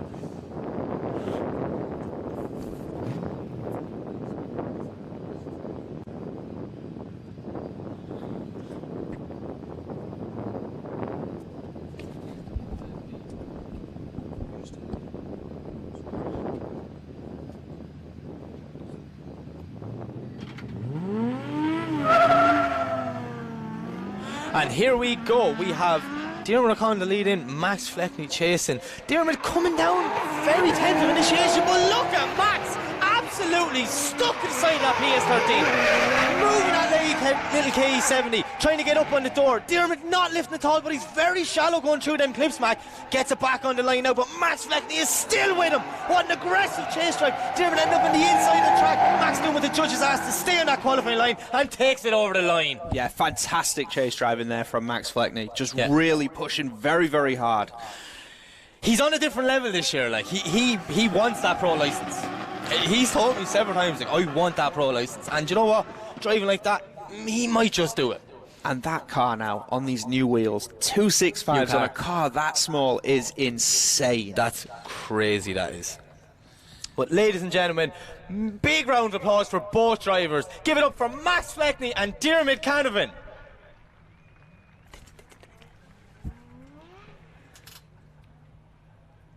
So, 2 judges have a decision. 3 judges, and the winner is Max Fleckney! Massive round of applause for Dermot Canavan, and we're sure we'll see him back for the next round in Teesside. This championship is just getting shaken up. That is 2 of the top 3. This is just opening up. It's the best thing about drifting. You cannot predict it. Yeah, Max will be making his way through to the top 16. Well, we look forward to seeing how he gets on. So who do we have next? The next battle is going to be Nick Davey versus Andrea Fabry. So Nick Davey in his new car is a new driver. New man, fresh start, absolutely nailing this track. This is his first battle now in the new car, so I really, really hope that we see the same consistent driving we've seen for the last 2 days. Yeah, definitely. And for Andrea, you know, 3 times Maltese champion, come over here to the UK to compete. A well-capable driver. Yeah, well-capable very driver. established. As we see Nick coming down, Andreas to chase. Lovely initiation by Nick. Andreas just dropping back ever so slightly. Nicky Davey putting foot to floor. Huge gap. Look at the speed of that super down the hill. He just dived right up on it, but a massive slowdown from Andreas. Nicky is staying on a lovely qualifying line. Andreas just getting a little bit lost in the centre. He's going to end up a bit shallow, just very well using all the lock to keep it from over-rotating. Oh, good lead. Bit of a scrappy chase. I don't know if he was caught by the pace of the car, not expecting it, or got lost in the smoke. Yeah, I think there might have been a little bit of both there for that. I mean, that Aneem Super is definitely like a well-kitted out machine, but that rocket ship that Nick Davies just purchased for himself is just making a huge difference. I mean, great lead. Great lead. Great lead. Great driving. Like, absolutely great driving by Nicky Davey this weekend. Oh, we can see the concentration, Andreas. Nicky's probably smiling, giving a thumbs up, loving it. Colgate's just awaiting the signal from her judges. Andrea is going to have to go hard in this lead run. The last lad that went hard on the lead run here now didn't go too well. So we're still awaiting the thumbs up from the tower. There's the signal. Colgate lets them go. Nicky getting the slighted jump as you're allowed to in the chase position. Super kind of stalled. Nicky is right with him up there. Bit shallow from Andreas' initiation. Nicky's just followed him in. He couldn't go any wider. Now look at the Super. But listen to the roars of that S15 as he hunts down the back of it. Massive angle of Super, but he's nearly 2 wheels off there, Mac. More than 2 wheels off. And an over rotation. Oh. Nicky's new door just got wrecked. Yeah, it just looked like from there with the initiation from Andrea, he was just really sort of left himself in the middle of the track. Yeah.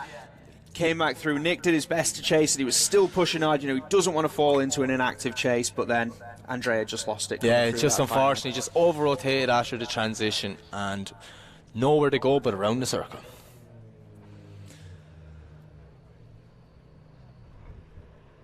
Oh. Just seeing that Lucas Oil replay of the contact.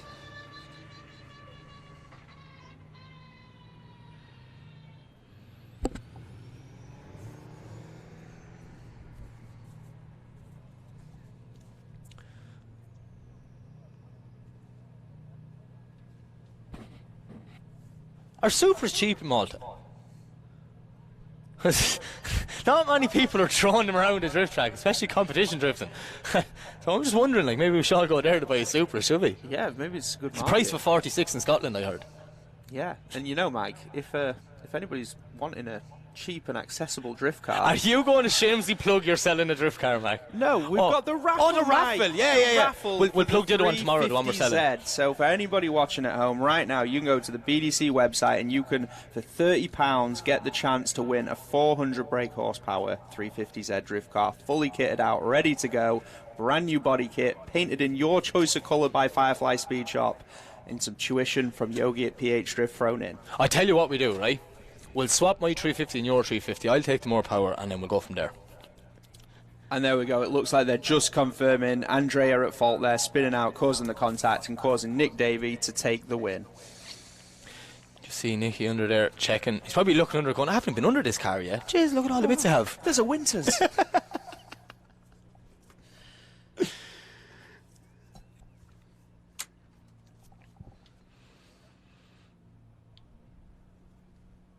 Supers do look cool drifting though. Yeah, they I mean, really do. It's a big car, but I mean, Andrea just maybe not where he should have been as he came through these sections of the course, and just pushing a little bit too far, a little bit too wide, dropping the wheel, messing up the transition. Yeah, and then that was it. Once he went for the transition, he just went straight around.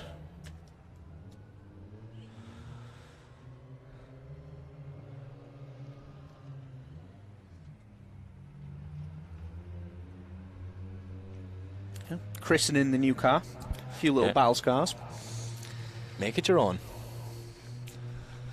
Right, so we have both cars off the track and the cleanup done. Who is next, Mac? Next we will see Ben Rogers versus Arek Hladniak. Ben Rogers in the little 325/328. I forgot which one it is. It's one or the other. Compact. Over horsepower. His like practice day car that he borrowed to just do a competition for the fun of it is the most consistent line driver I've seen all weekend. And he is going against Arek, Angle Arek, who made one of the wildest entries that we saw. No, I think we're after jumping the gun. We're going back to the one more time between Mark Chapman and JJ Stevenson. It's okay, we'll still get Arek and Ben. That's coming. It's still coming. We need to get what we deserved the first time. We have unfinished business, Mike. Unfinished business. No, I like that one. Business. I really like that one. That's on my list. I'm saying that one, Mike. Yeah, you can actually have that. You can have that one. You can copyright that.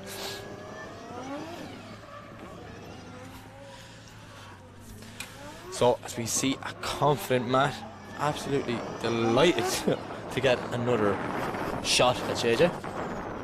Whatever issues maybe there was for the first time, I really think I hope to figure that out. I hope to God working, or at least hope it doesn't work for about 3 minutes so we get the battle we deserve. You know what? We want to see a cleaner battle. We want to see it a little bit more precise.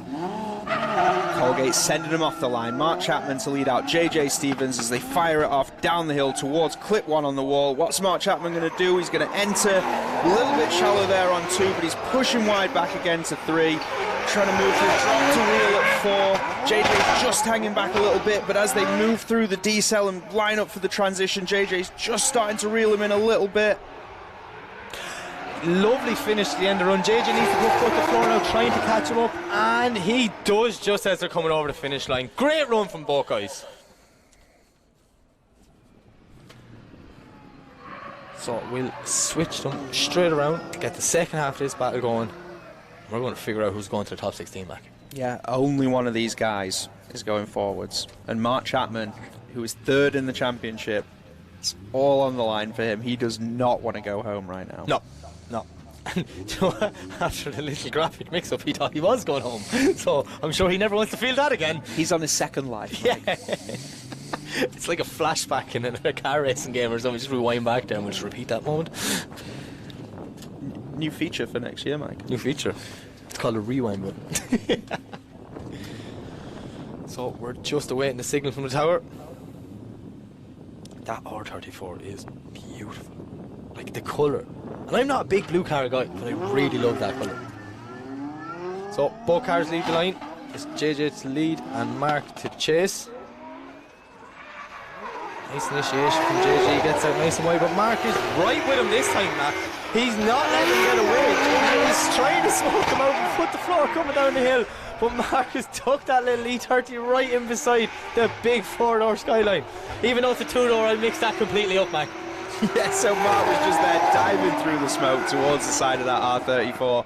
He didn't want to let him get even an inch away from him as they headed back towards the finish line. I said 4-door Skyline because I was lining up to slag you about your one after this, and I jumped the gun on my own joke, so I messed that one completely up. God, I look like an idiot. That's what you get. That's what you get, karma. Very close battle. It was a very close battle. Very that close. actually was what I was expecting the first time, so I'm really happy we got that. Yeah. 2 very, very good drivers and 2 very good cars. Yeah, just both drivers looking a little bit more comfortable, knew what to expect from each other. I mean, Mark, obviously there, fantastic chase.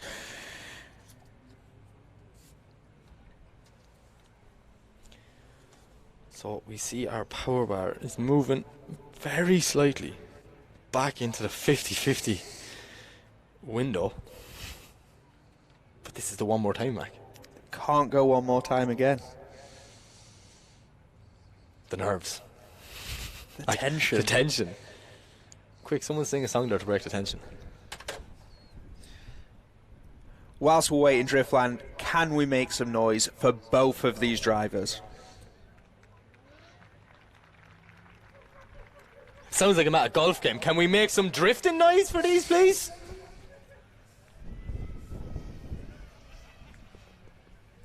You alright, Mac?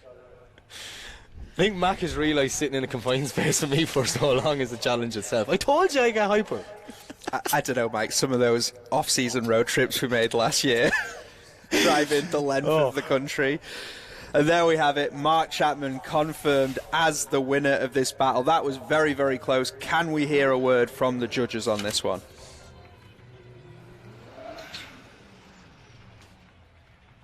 See, sometimes they don't like us. I slag Kieran now. That's the first time Come I've on, Kieran, asked, let's not start the weekend off like this.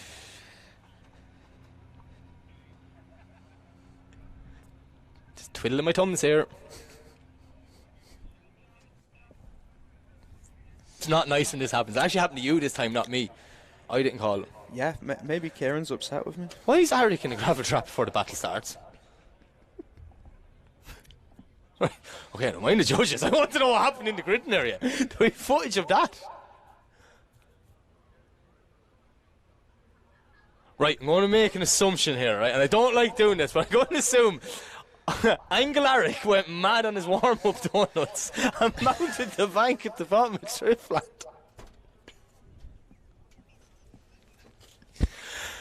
Oh, there's always a first for everything. I'm sorry, I think I just broke Mac Frost beside me here now. He has just lost it. So, is this going to have to result in Harry calling a 5-minute rule to get out of this scenario? I mean, it does look that way. It's them long cars. The wheels aren't even touching the ground.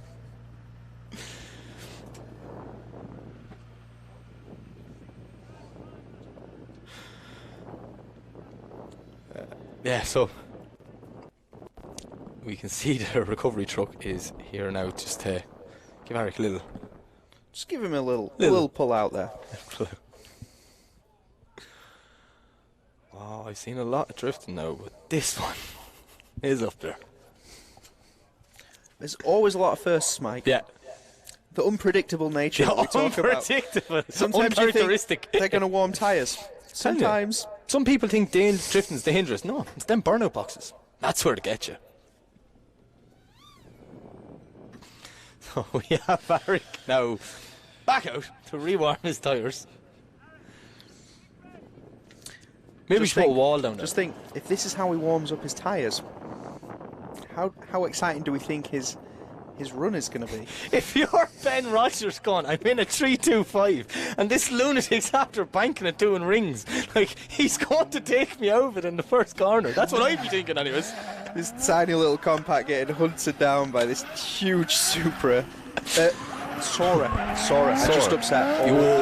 You upset me as well. I prefer a Sora over Supra. No, I upset half the world.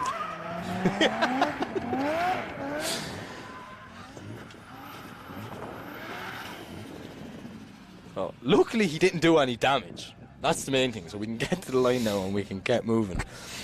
So it's Ben Rogers, which I'm assuming our starting marshal will be asking if he wants to rewarm his tyres, which he would because he's been sitting there for a few minutes.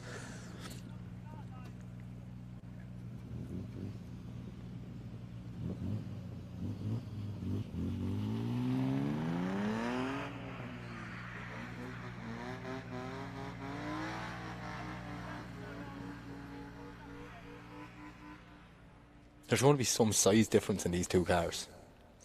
Absolutely. Yeah. So both cars are on the line. We just await the signal to reach the start line and we shall send them on away for the... what's this? 3 more battles left.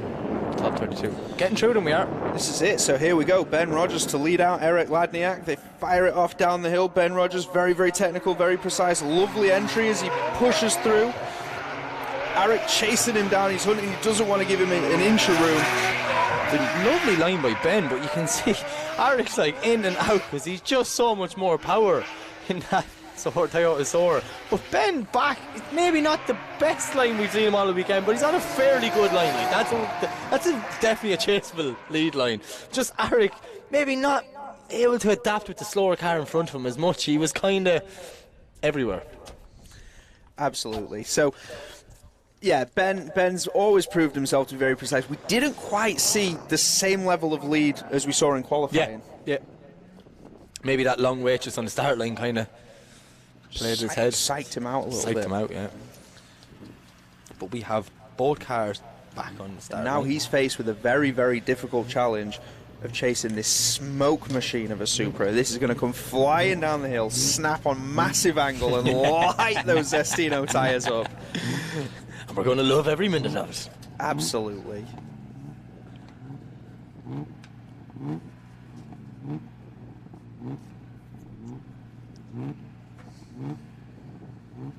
So we're just awaiting the signal. Here it is, like I said it. I'm the track manager now. And we've Eric to lead and Ben to chase. Ben is taking in right with him, but Eric's very shallow on the initiation, which allows him to get the proximity. Ben can do is just follow this monstrous car that's ahead of him. Both drivers getting very shallow down in the bottom section, missing that last clip there completely. So we see Ben is sticking with Eric here, like he really is pedaling that little Beamer. It's a credit to him because, like Josh Goodall earlier on, he can't lift. There's nothing he can do, just hold on and drive it on the clutch. Yeah, Ben was really doing everything he could just to stay on the inside of the track there and stay out of that smoke as they came down through the decel zone, and that just set him up beautifully for when Arik made that transition to dive back through the smoke again. And yeah, I've got to say I'm impressed by that proximity to say the power difference between these two vehicles. Yeah. It's going to be interesting to see what way the judges look at this one.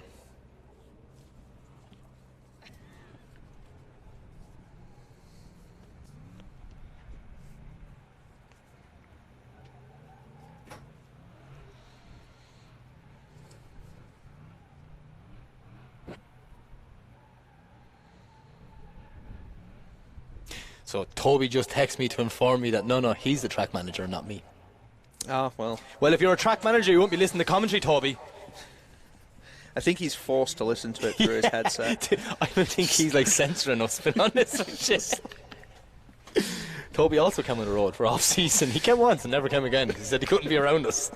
He said he just wanted to see Silverstone. Yeah, that was it. Just wanted to go to Silverstone, that was all. So the judges are having a good conversation about this.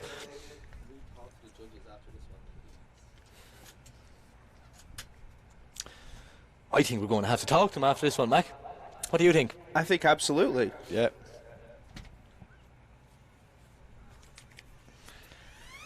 This is the hard part, because we're just sitting here waiting. We're like everyone in the crowd, everyone at home, we want to know who won this battle. And the three judges are like just having, we don't say a debate anymore, it's an argument. That's what they are. I was up there. They actually put boxing gloves up there this round just to, keep clean. You know, I'm seeing stuff flying out of the tower mic. We've three extra bouncers up there and all. The last round now, it just got very rowdy in that judging tower. You know, Toby just ripped down his signed photo from Mike Leeson. Oh, he didn't, did he? I gave him that for his birthday.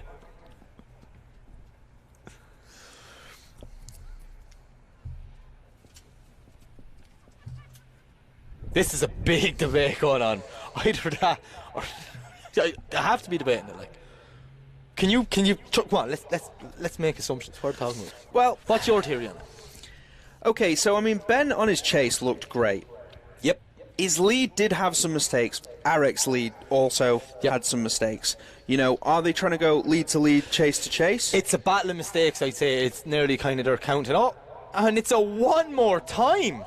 Okay, so we definitely want to hear from Kieran on that one, just to figure out what's going on inside the judge's head. Gaz is going to take this one.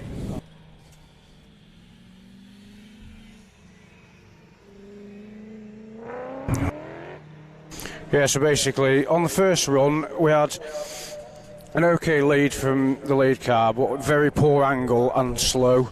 And the chase car also had a lot of corrections and that behind, but had good proximity. And we called it a 5-5 because there was just too many areas to call between the two. So, there you have it. On the chase run, when we flipped them round, the chase car had a lot better proximity from 1 to 3, but that we believe was caused by the bad line from the lead car, and he was cutting the track quite a lot later in the track to get the proximity as well. It was just far too many problems between both runs, both drivers, that we want to see it one more time to make a fair call. There we go, battle of mistakes, like we said. There we go. So we're training up. So we were going to move on to the next battle while both drivers go off and change tyres and fuel, and we'll go back and we'll see the second half of that. Hopefully they've figured each other out and we can have a battle with less mistakes. That's it. So next up is going to be Josh Payne against Jack Bennett.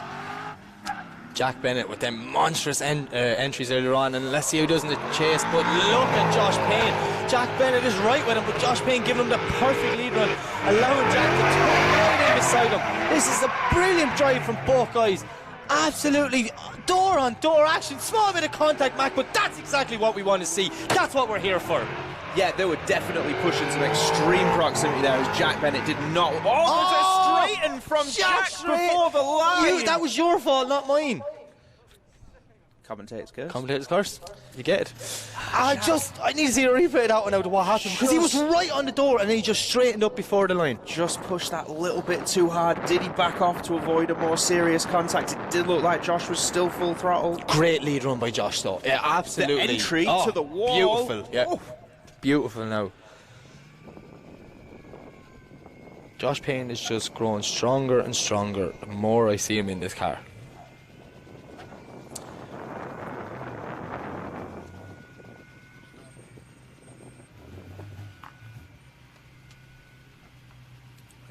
Oh, it is. Did something happen maybe to Jack? Something happened to this car. Okay, so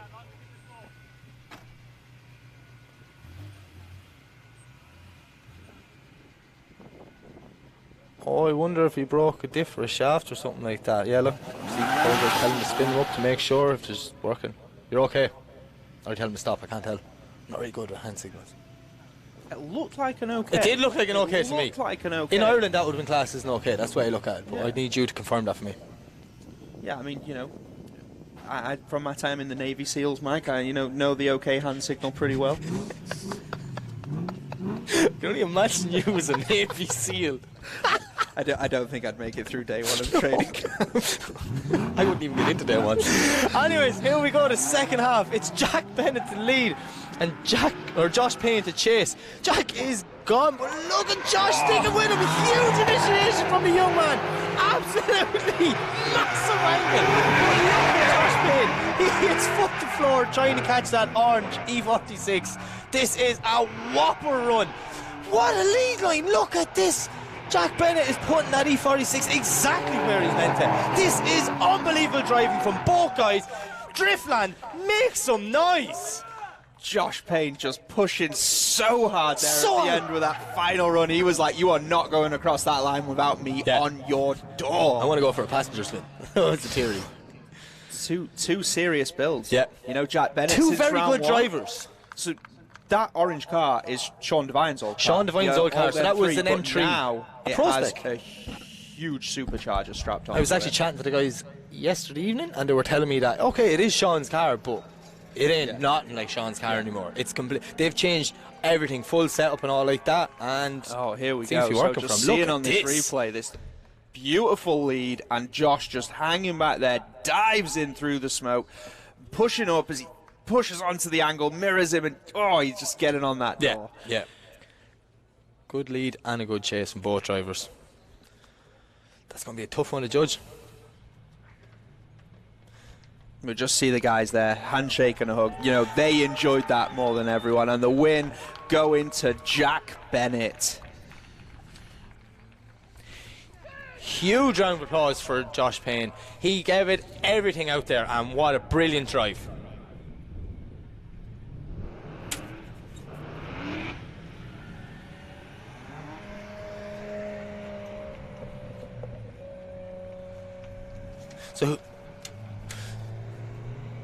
So up next, it is the last battle of the bracket, but we've got one more time to go back to. Don't forget that. Okay. But next up, we have Danny Maguire versus Ignis Mignelga. Now, these lads have had a long way for their battle. They're sitting down in that critting area a long time, just watching the queue get smaller and smaller. It's the worst thing been the last battle. But this should be a good one. It should be worth the wait. This is it. We know Danny's exciting, unpredictable, and Eggis great track record in the BDC as well. So both of these guys, Danny Maguire fires it off. What's he going to do? Locks up the handbrake on entry, and Eggis is right there with him as they push out to clip 3. Danny brings it back over to the inside. Looks like he maybe dropped a wheel there, but lighting up the tyres as he comes through. You can see Eggis is not letting him get away, but look at the smoke coming from Danny Maguire's S15. This monstrous car is blinding poor Eggis, but he is stuck right with him the whole lap. Driftland, huge round of applause for both drivers. That was some absolutely amazing chase driving there from Eggis. Yeah, definitely. Good lead line by Danny as well. Yeah, both of those guys putting in a fantastic show, you know, doing it for the fans. Doing it for the fans, doing it for us all. So we're going to switch them around, get them back to the start line. It will be Eggis to lead and Danny to chase. You can see Danny Maguire smiling from here through the helmet. Like, he's such a happy guy, he is. Like, he really is. He is loving every second of this. Yeah. That car is beautiful looking. Really is, like. Serious bit of kit. Yeah. So Colgate gives a signal. Both cars leave the line.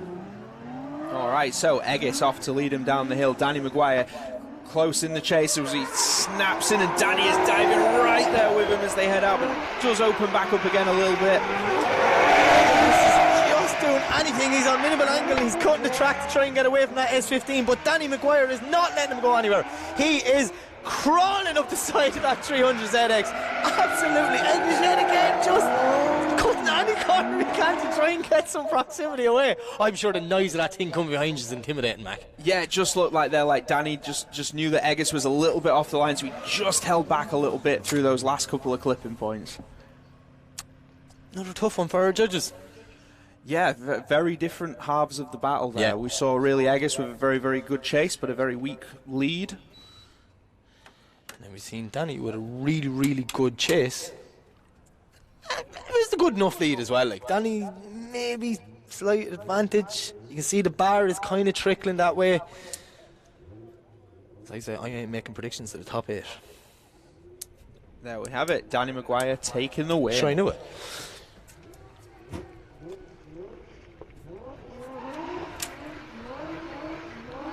And that's going to be the end of the weekend for Eggers Manelga, but let's make some noise. Right, so we've one more battle in our top 32. And we're going back to the one more time between Ben Rogers and Eric Ludde. Let's just hope, the warm-up area goes well. We all get through that. And we get the clean battle with less mistakes, like Gaz was saying. Yeah, we want to see Ben get back to that precise lead line that we've known from him. And yeah, we want to see Eric put on that smoke show. We want to see Angle Eric. I love that name. All the Angle Eric. So both cars leave the line. It's Ben to lead and Eric to chase. It's Toyota Sora versus BMW E36 Compact. Look at the little compact. He throws it in. Very similar initiation the last time for Ben. Just out there, foot to floor, can't lift. But Eric is right with him coming down the hill. He is stuck on him. Big handbrake right just to avoid contact. Ben keeping the foot in, can't lift, so he can get a small bit of proximity. But look at Eric throwing huge angle on behind the compact just to get him door to door, touching him as they come over the finish line. Wow! Eric really just pushed him across the finish line. Did you see when he went on more angle and his car was completely longer front and back than the compact? It looks savage. Ben Rogers doing absolutely anything he could there in the lead position, but Eric had the power to come up behind him. Absolutely. So Eric now to lead him out. Ben's got the chase. He's got this difficult task, this car, following it in, staying out of that smoke screen. This can just go anywhere. This can go anywhere.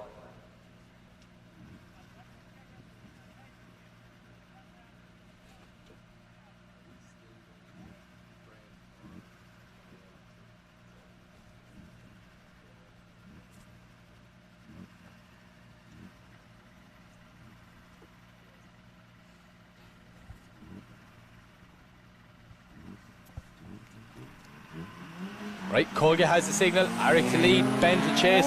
Ben is right. He's nearly ahead of him there because he just can't lift. Look, they're like side by side as they come down. Ben avoids contact on the flick, but he's put him in the wrong position to track. Look at this for initiation. First half of the section from Eric. He is absolutely smoking Driftland over. But Ben has done a huge job to try and get back in. He's cutting the track anywhere he can because just keep momentum in that little E36 compact. Trying to get up on his door, coming over the finish line. That's exactly what we want to see. It's just unfortunate you had to cut the track to get there, Mac. That's it. I mean, the judges have said, you can cut the track if you're maintaining that proximity. So was that enough proximity to justify those huge cuts that had to be made? Yeah. I don't know now. The bottom section as you come through 4, 5 and 6 there, it was like he just drove through the grass to get up the side. He nearly drove over the berm in the middle. Ben doing absolutely anything he can to just try and stay in the fight. So we can see our power bar is saying advantage to Eric. So the judges and all of us at home are getting treated to a replay. See that Ben did a good job not to make contact there and run in, but it put him completely on the inside of the track, and that was it. He had to kind of readjust the car, hit the brakes a small bit to get back out on line, and sure, the rest is history. And this is it again. Oh, you just see him come away from the line. Of the track. I thought he was going to overtake him there. Huge angle by Eric there coming around, like massive angle.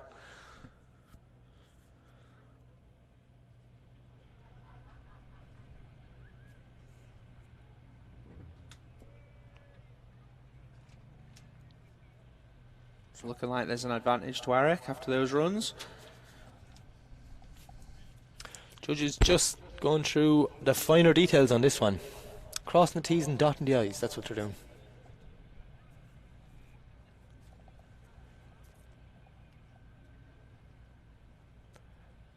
I don't know if Eric's dancing, calling over Robson, or what's going on in there, but he's having fun.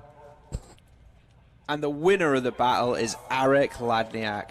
Can we just make some noise for Ben Rogers for absolutely peddling that little E36 this weekend? Yeah, great drive, and hopefully we get to see him back in his own car the next round, because yeah, we would. That new setup's going to be crazy. Okay, so we're going to move on to the top 16. And first up, we have Sam Nolan to lead in Paul Howell.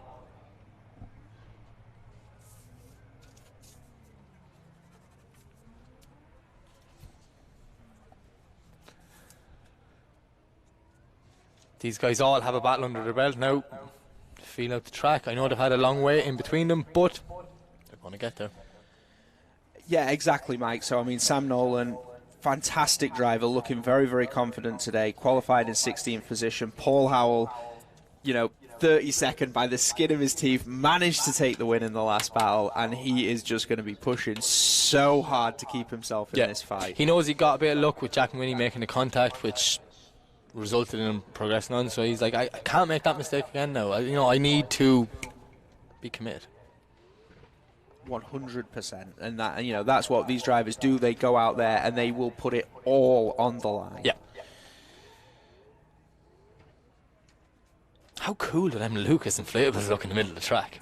Do you know, we have been trying to get inflatables for the middle of the track for years, so to finally see them out there, huge shout out to our partners at Lucas Oil for supplying. Would you think they'd mind if I just unstringed it and then did a massive somersault, like just ran and flipped into it? I've always wanted to do that with a huge can of Lucas Oil. Everyone can look out for that in the vlog after That's this event. Keep an eye on the BDC vlog.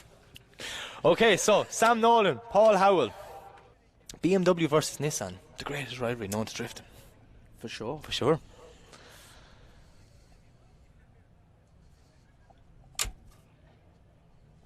They're really building the suspense on this one, Mac. They're making us wait. Say what is on the start line, Mike? We'll find out in a second. I'd hope there's an S15 and an E36 Touring, and there is. Get in there. Paul just looks like he's hanging back a little bit there, ready to jump the line. So we're just awaiting the signal from our track manager, Mr. Toby Appleton. Chef Toby Appleton, to you. And Colgate gives the signal and sends him off the line as Sam Nolan leads out Paul Howell. Great shot. Oh, look at the initiation from Sam Nolan. Absolutely nailing this. He's still there, but just not as much proximity as we'd like to see. Sam is absolutely pinned going around this track. Brilliant transition. Exactly what the judges asked. Sam Nolan has really got to grips with this new layout that Kieran Hines has put in Driftland. What an absolutely phenomenal lead run there from Sam Nolan. And Paul just not having the pace, not having the answer for him. That's that. I'd say the run in there now, Sam was just gone.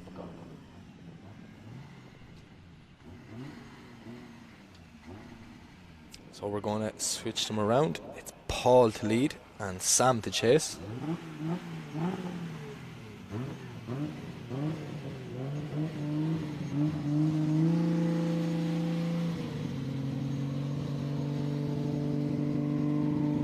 From hand signals, I think we're waiting for the smoke to clear.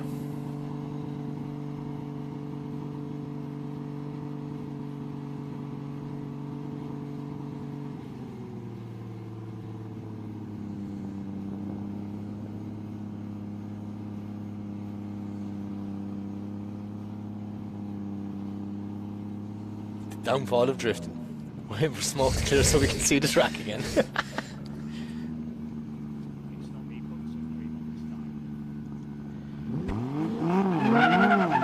when both cars leave the line is Paul to lead and Sam to chase. We see Sam Nolan tucking in right behind him. Lovely initiation from Paul Howell. Sam giving him a small bit of room, but now he's starting to reel him in, just coming up through approaching. No contact from both cars. Sam Nolan eating the door off that E36 turn. Paul is doing absolutely anything, but he has a serious built car behind him, just pushing him around the track. This is a lovely chase run from Sam Nolan, but credit to Paul.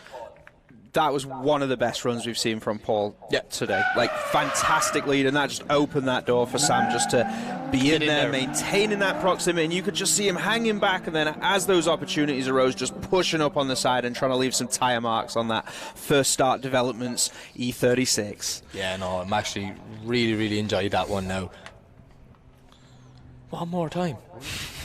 Just send him again. Send him all again. Can you put a rule in next year to say every battle's one more time, so I see it twice? Or at least when I want it. I can hear Toby from here cursing you for saying that. And your winner is Sam Nolan.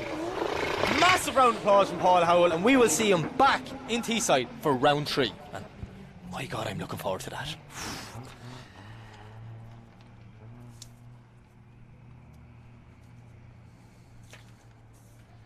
Okay, so we will be moving on to the next battle, which is going to be Josh Goodall against Andrew Malloy.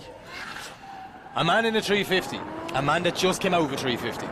If anyone understands Josh Goodall's pain, it's Andrew Malloy. Now, if anyone knows how to be faster than a 350, it's Andrew Malloy. They practically had identical cars. Yeah, so I mean, Josh is going to go all out here, flat to the floor. He's going to lead him out, and Andrew is just going to be trying to find that balance, chasing him in that more powerful car with the semi-slicks. You know, this is going to test him here. Now, if Andrew was to lose to a standard 350, would he regret changing cars? That's my question. But we're going to find out. It's Josh to lead, Andrew to chase. Bit of a separation on the run, and Josh is coming in hard. Andrew a little bit shallow initiation, but he's going to have to start to reel him in now, and he does, Mac. Absolutely door hunting the whole way down the hill, pushing up on the side of that 350Z. Look at the smoke coming from the back of that 180SX. He's just playing with the throttle now, avoids contact. Beautiful transition from both drivers. Andrew putting foot to floor now, trying to bring it wide, out over the line and on the door of Josh Goodall. Driftland, make some noise. What a fantastic battle. I mean, a great lead line from Josh. Andrew just hanging in there, maintaining that proximity. He knew well what was going to happen and when it was going to happen. He knew better than Josh where that car was going to go. So, I'm not sure what's going on. We're just checking a wheel bearing? So, well, Josh's car, because there's been so much grip and they've stiffened everything up so much, those wheels have been bouncing around a lot while they've been out on track, and it just... Is there a problem there with the rear end of that car?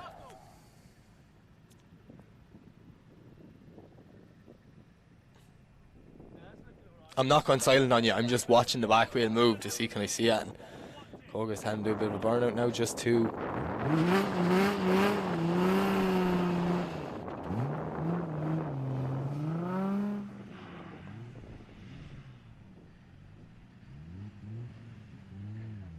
I'm not sure now what's happening. Josh seems confident enough to go back to the line anyways, so... Oh, he isn't gonna. He's gonna walk away from this. Send it. Andrew Spotter's probably telling him that he needs to be fast. Do you know the way everyone drove away from you in the 350? Yeah, you need to do that. That's what his brother Peter's telling him right now, who also has the 350, so he understands it as well. All right, so Andrew Malloy heads off down the hill, fires it in there, nice entry. Josh has just not quite got that pace to match him as Andrew lights up the tyres, coming through clip 4, back down into the decel zone. Just phenomenal lead run there. Josh has just not got the pace to match him. Josh is more of a spectator now than Andrew's qualifying run, that's what it seems like. Absolutely smoking the place over is that 180SX. But look, Josh could just do what he could do. He didn't do anything wrong in the chase position. He stayed on his line, but just, I think it's going to come down to proximity, Mac. I would completely agree with you there, Mike. I mean, it just... You feel for the guys with the lower powered cars, but this is what it is. This is the top level of competition that we're seeing in the UK right now. So, you know, these guys trying to build a name for themselves, trying to get that sponsorship, and that's how they come to build some of these insane machines. And I mean, Andrew Malloy, what a beautiful car. What a beautiful car. And lap by lap, he's getting stronger and stronger in that. He's getting more comfortable, so I'm more excited to see what he's going to be like towards the end of the season. We're just going to wait for some confirmation from the judges. Oh, the power bar's changing. It went one way, it went back. No, it's going the other way. Slightly moving in the advantage of Andrew Malloy. One judge is locked in a decision. Two judges locked in the decision. Come on, the third judge. There we have it, confirmed. The winner of the battle is Andrew Malloy. Well, let's make some noise for both of these drivers for putting on an absolutely fantastic show here at Driftland. So next up we have Miles Muir to lead in Clark Hatton. The Battle of the Beamers. The Battle of the Beamers. I mean, Miles has been looking great all weekend. Yep. Fantastic driving. But the power advantage, and Clark has more power in a lighter car. That's literally all I got from that there now. So it's on him to see how he adapts to chasing the slower car. Well, slower-ish. This little E46 compact is ridiculously quick going around here, to be fair to Miles. Yeah, Miles is definitely going to be relying on his GoPro experience. just fell off one of the cars there and swelled down the back. I hope it wasn't Chris Classon's.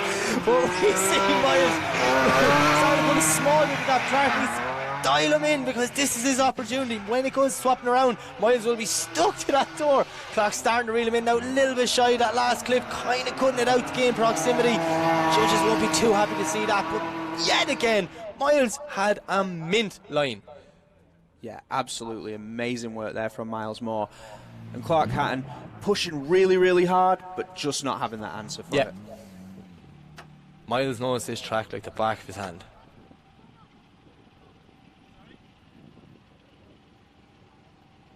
So much smoke in that car. Yeah. Yeah. They need to get a bit of sealing tape or seal or something out there now and try and find them holes, lads, and plug them up.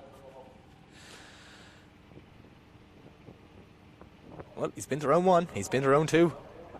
We'll see him around. I want to see who at the end of the season has completed It's like full BDC set. 2022, completed me. Can I have a visor with all of them and pretend like I did it? Hanging up my bedroom. Put it on your 350.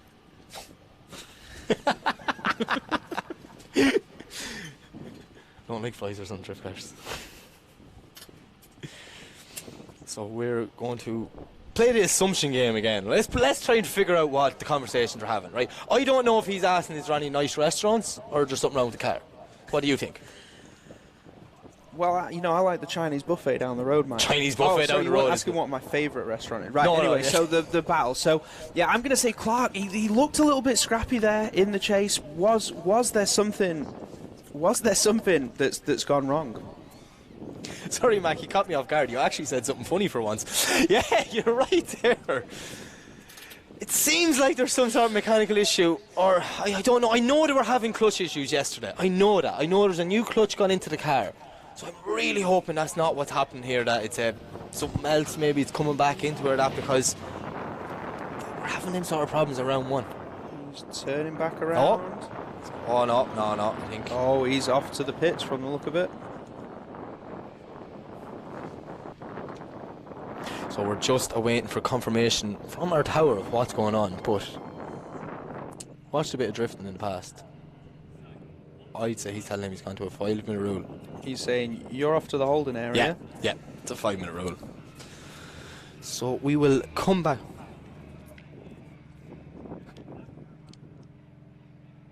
Okay, so we're getting information now. Clark is after taking a 5-minute rule so he can go and do a cool-down lap because his car is getting hot. Oh. Now, the further we get into competitions, the later stages, end of top 8, top 4 finals, you would be granted a 5-minute rule or granted a cool-down lap without taking a 5-minute rule.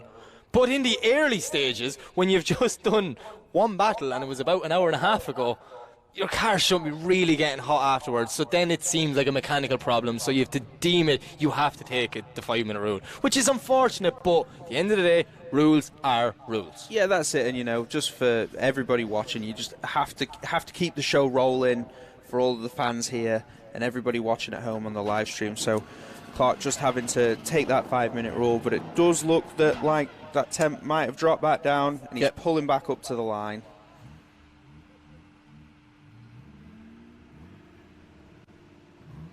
So we'll get to see Clark lead in miles.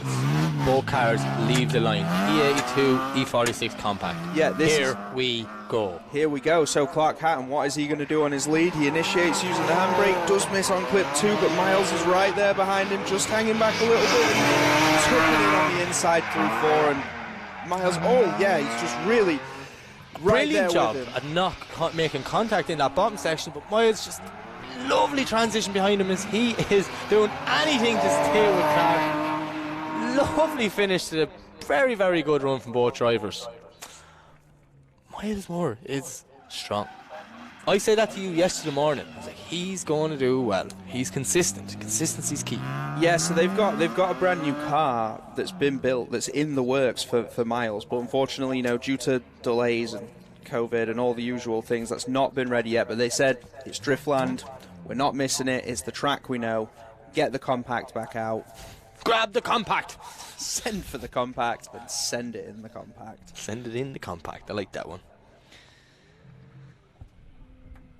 So our judges are just having a still bit of deliberation. The power bar is edging ever so little towards Miles. 1 judge in, 2 judge in, and there you have it. Your winner is Miles Moore. Ladies and gentlemen, huge round of applause from the young gun, Clark Hatton. He gave it everything, and I cannot wait to see him back at round 3. So from there, we will be moving on to the next battle of the top 16, which is going to see Craig McLeod go against Matthew Holder. Crazy Craig, Smurfalicious. Both of these cars 1UZ. Both of these cars are turboed. One of them has blue hair. Only one, like the Highlander. So Craig is going to have the power advantage in this. His car is actually running around 700 brake horsepower now since round 1 with this rebuild that they've had in place. And Craig's going to lead him out. Matthew and Matt Holder. Matt Holder stops completely. He is just left sat there behind. I wonder if something went on that car as he left the line. I'm not sure, because look, at the end of the day, we know Smurfy's a good guy. He's going to give it absolutely everything for a fair battle. So that's just very, very uncharacteristic, sorry to use the word, Mac, of him in that situation. Be careful there now, Craig. So I see Marshall's underneath the back of the car. Is it a drive shaft? So that may be diff. That one's after hurting now. They're two of the nicest guys on the grid, and I was like, do you know what? I want them both to go in, have an enjoyable battle, and may the best man win. Yeah, you know, neither of these guys would have wanted to see that happen, and they would have wanted to have a proper, fair matchup. Yeah. So we're just going to have to play the assumption game of what happened to Matt Holder's car. Was it a shaft? Was it a diff?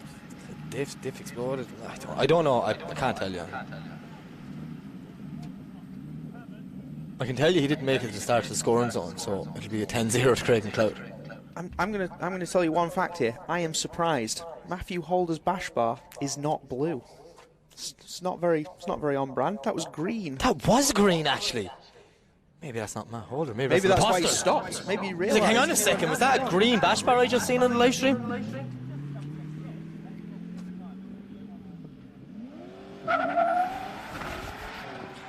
The new blue headlights. He's just running out of things he can make blue. Yeah, he's telling someone he loves them. Probably not me. Oh, Cole gets doing the sad face. Sad face. That doesn't tell me. Oh, no, don't put your hands in your helmet. We're seeing no. I need enough. Okay. The official confirmation came in my ear. It breaks my heart to say this, but unfortunately, Matt Holder has to retire. He has broken the drive shaft. That's a good one. It's actually hanging on the ground. Wow, that's impressive. Well done, Smurf.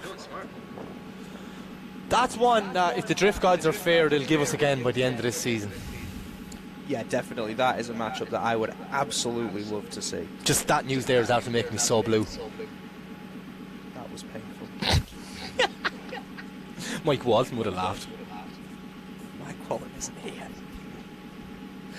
We love you, Mike. Please Shout come out to back. Mike Walton. We'll see you at the next round. He will He's watching at definitely home. be back at Teesside. He's like an agony aunt texting both of us, telling us we're doing a great job and all, so we appreciate it, Mike. There we go, sending out the recovery truck to come and get this one retrieved.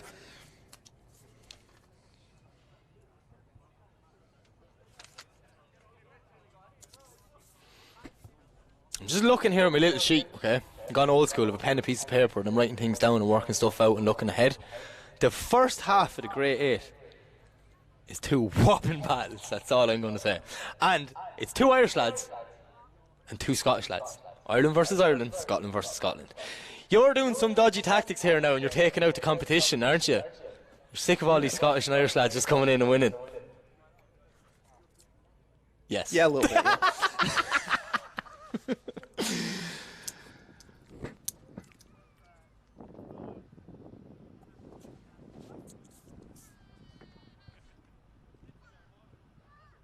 So what's this? This is day 4 of Driftland for you. Yeah, day 4. So we've already seen the public drift day.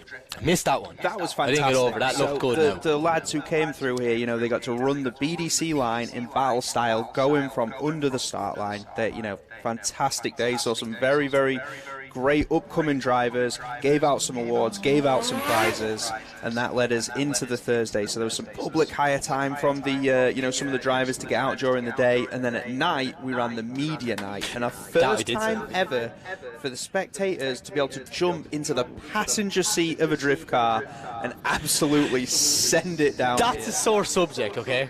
I came over here with one lad I wanted to go for a passenger spin with. It was my good friend Ollie Silcott. And I just arrived. You were doing sign on for passengers. I ran in. Hey, Matt, good to see you. It's been a long time, but I'm going for a spin with Ollie. Ollie went out to do 1 lap and was coming to bring me. And guess what? His diff broke. And they didn't get it fixed until yesterday afternoon. And Toby wouldn't let me go for a passenger spin because the passenger spins were on Thursday night. Well, not cool, guys. You know, not cool. Ollie so much didn't want to give you that spin. He actually broke his car, yeah. I felt bad. I jumped under a shot trying to help out to see could we get him back out. And then I was like, oh, that's not going to be fixed until tomorrow. So yeah, I didn't get any passenger spins, but don't worry, Ollie, I'll get there one day. So that was it. Yeah, we saw those 2 extra days yesterday. It has made a difference to driving. Can we talk for 1 second about the final pro practice session from last night? No, let's talk about the final 2 runs of the pro practice session last night. It was Tomas Kiley and Lee McFadden, and every Irish person in the place said them boys need to calm down because that's a final. That did not even look like that practice. Was insane. Someone got a video of it. I seen it on Facebook last night and I was looking at it going, that's better than like a final you could get. Like that's a dream final as them 2 guys with 2 working cars, and they were on it. Just 2 serious drivers leaving tyre marks all over each other's doors during practice. Christian's Burkhoffs. Okay, as the day went on, he came out with less and less body panels, but he was doing some of the most aggressive chase driving I've ever seen in practice. And we said, you know, you can't win practice. I thought he won it in the Pontiac, but then Matt Denham appeared. And Matt Denham was just crashing into people left, right and centre. You just stole the words out of I know, I could see it in your eyes. Aggressive chase driving. I was going, the nicest man in drifting, Matthew Denham. He is just so unbelievably polite. And yet he gets in a car and he just thug lifes it on people's doors all the way around the track. Yeah, absolutely brilliant chase driving. And like, this is these guys practicing.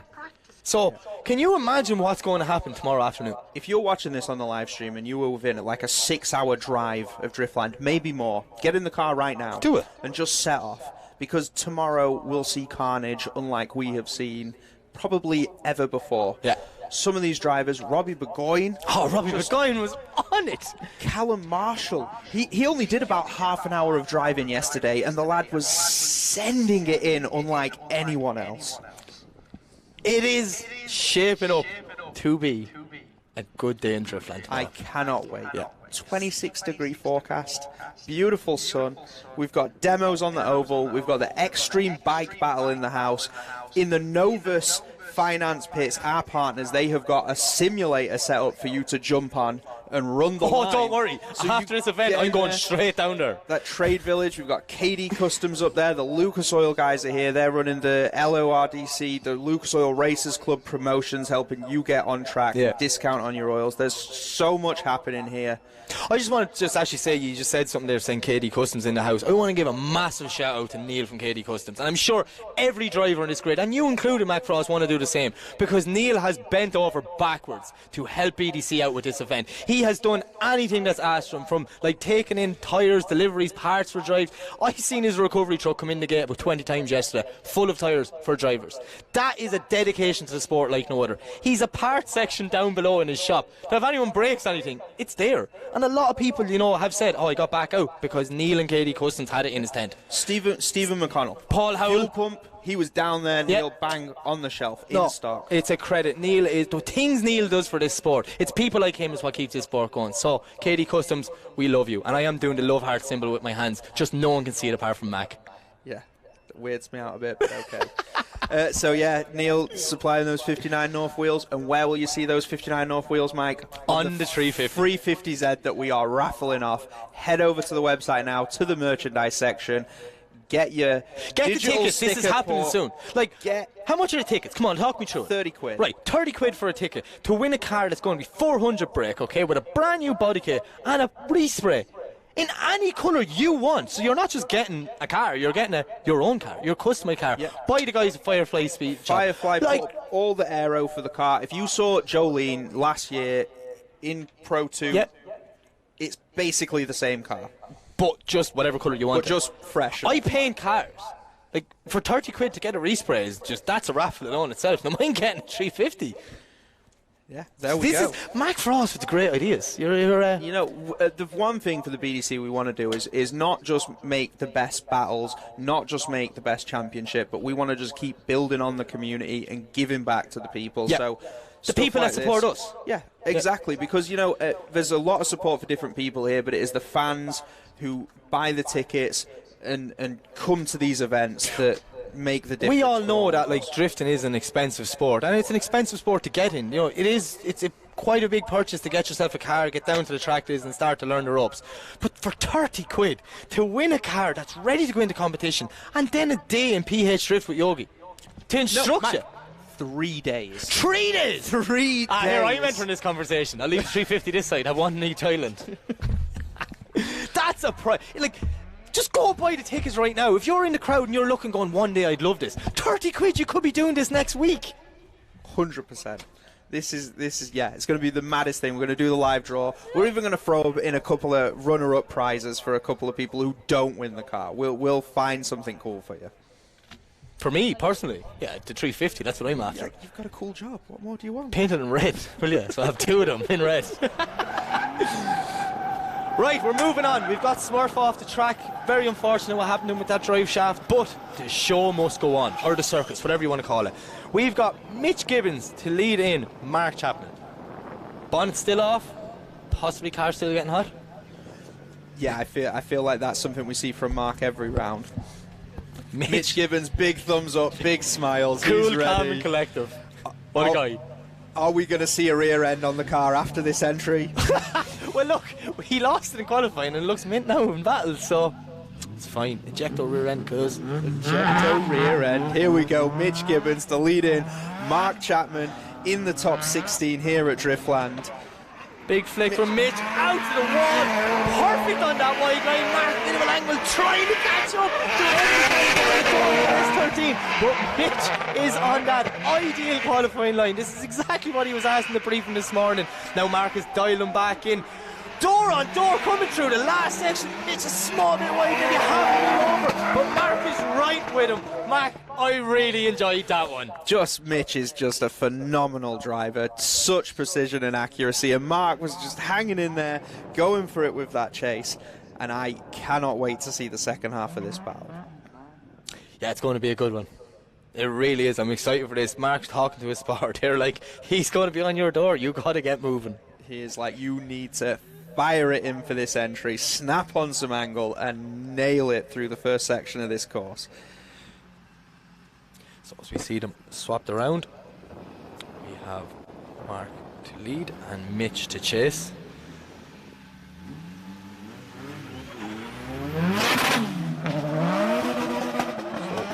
Both cars leave the line, they come screaming down. Look at Mark Chapman, Mitch Gibbons tucked in right beside him. He's nearly touching him on initiation, Mac. What initiation from both guys as they power through around the downhill section. Oh, but it's a brilliant chase run from the young driver. Absolutely phenomenal. Mark just going a bit wide there. Mitch keeping it on track. This is what we came to see. Yeah, Mitch was just super aggressive there, and unfortunately for Mark, he did make that little mistake, just hanging out a little bit long, that messed up his transition. And yeah, Mitch just bringing it back in. Could we be seeing the young man head through to the next round? I can't see why not. Unless the judge has seen something completely that we maybe missed on the cameras, can happen. Oh, we're getting a replay. The Lucas Oil replay is gonna show us what just happened, Mike. Yeah, you see this? Look at that initiation from me. I thought he was going to take both cars clean up the bank there and land on Toby's lap. That's where I thought they were going. Nope, held it down. So much experience for such a young driver. Tucks back, coming down the hill. And watch here, right? You can see the judges maybe looking at this. See the wheels were off there. But Mitch does some transition to get back in the door. Apologies to everyone at home that it's so glitchy. I'm not sure why. But it was savage.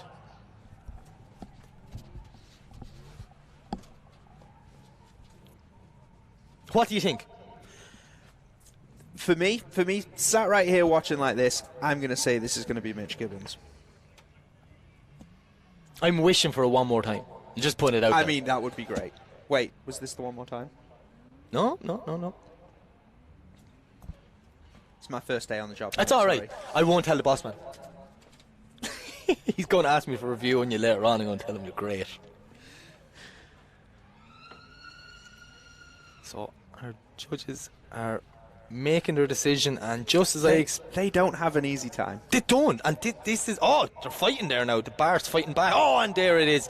Your winner is Mitch Gibbons. Ladies and gentlemen, massive round of applause for Mark Champion. We will see him back at the next round to keep his championship fight alive. Yeah, he is going to be pushing so hard at Teesside, and we cannot wait to see what Mark is going to do to try and stay in the top half of this grid. Who's up next, Mac? So the next matchup is going to be Max Fleckney against Chrissy Nayland. This is the hard charger from last round who got the shot. We're straight into this. We're going straight into it. Didn't even give me a moment to catch my breath. Look at Max, lovely lead by Chrissy Nayland is doing anything. He's trying to break that Driftland curse that's on him. He says he's no good in his local track. I call him a liar because he is killing it today. Max Fleckney, though, with the perfect lead line. Absolutely foot to the floor, starting to pull a gap. Just a bit of separation at the finish line. I'm not sure what happened because we were smoked out by Max swapping the Chrissy in the background, but that was a good run. Very exciting. Two phenomenal drivers.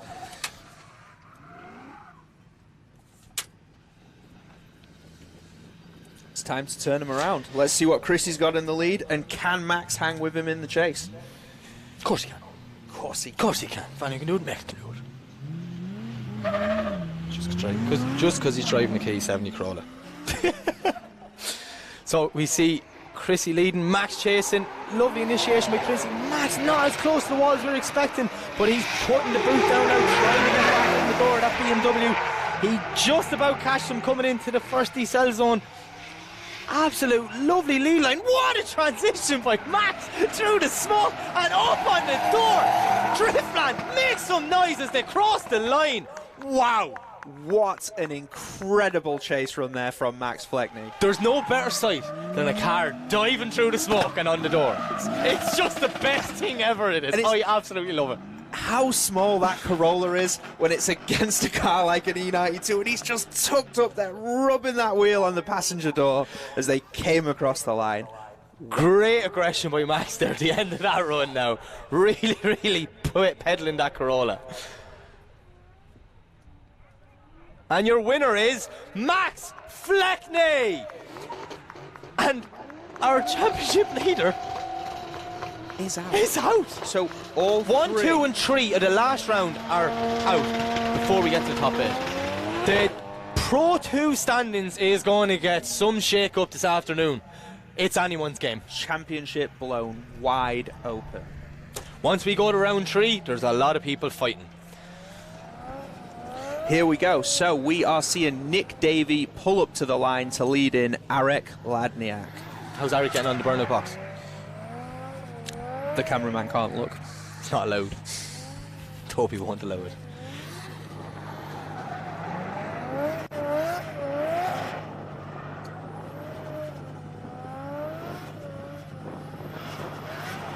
I was just thinking in my head, if it happened again there, I wouldn't be able to control my laughter. And I'm not being mean or anything like that, but it's just such a random thing to happen that, like, I've done a lot of events and I've never seen anyone stuck in a burnout box that we had to get recovery. It's a true first. It's a true first. But both cars lead line. Nicky Davey to lead, Eric to chase. The blue S15 is flying up the straight. Has Eric got the answer for him? He's putting foot to floor, but I don't think he can keep up with Nicky Davey. Straight there by Eric, just he's coming to the inside section of clip 4. But Nicky is running away with this. He is a new man. I've known Nicky a long time, and this is the best he has ever done driving in this. And the first day in a new car, like, that rarely happens. Absolutely phenomenal there from Nick Davey. Arek just making all kinds of mistakes in the chase position, just trying to gain back some of that proximity, but it couldn't be done. No. Do you think Stephen Short has tried to get that car back by now? Almost definitely. Yeah. He's saying, hey, I'll swap you for the LSX one. Did you not want the V8 one I have, no? So we have both cars back on the line. Massive advantage on the power bar to Nicky Davey. Eric just didn't have an answer for the pace of that S15. What can Nicky do in the chase position though? As we have Angle Eric to lead, Nicky to chase. Big flow. Oh, Eric just thrown it very inside. Nicky just staying on that qualifying line. Small little separation, but now he's starting to reel him in. Nicky with the faster car. A little bit of a hesitation coming down there for Nick, not sure what that was about, if he thought he was going to make contact with Eric, but he is back on the door by the end of this road. Both cars side by side, making their way up to the wall. Wow. Yeah, I think he just had to back out a little bit. He was coming Eric, down with that the hill at some entry pace. been kind of in the middle of the track and a little bit all over. So Nicky, you know, just playing it safe there. I'd look at that initiation from Eric and it did throw Nicky off a bit, because he was like, is he going up the bank or is he doing a 360? And then he just held it and went to mid-track. So, you know, for that split second, you would contemplate your next move. Definitely. Definitely. And if you don't, there's something wrong with you. And there we have it. It's confirmed. Nick Davey taking the win, but can we make some noise for Arek Ladniak? So, who do we have next, Mac? So up next, we are going to see Danny Maguire go against Jack Bennett. I mean, Jack's been on great form. Some solid lead runs, some very exciting entries, and of course, some fantastic proximity. Yeah. But Danny Maguire, let's not sleep on him. That insane GTR engined S15. Such a machine. Danny, he knows what to do. Yeah. Well-experienced driver in Danny. He's been there, he's reached that top step, and he knows what it takes to get there. Danny, the higher qualifier, you know, he's put the work in today. Yeah. And every day. Every day. He works hard. Jack Bennett, though, like, this kid has impressed me so much. And, like, it was the backwards entries on Thursday and Friday that got me. But look at this initiation from Danny. Jack is right with him, though. Absolutely sticking that BMW on the side of that S15. Really with lovely speed coming down the hill. But look at Jack, he takes his bumper off. He was that close to him. Transitions through the smoke, bumper hanging off. And door to door over the finish line. Brilliant run from both guys. Fantastic lead from Danny, and Jack just took full advantage of that as he closed in every opportunity he could to find proximity to the door of that fast RS15.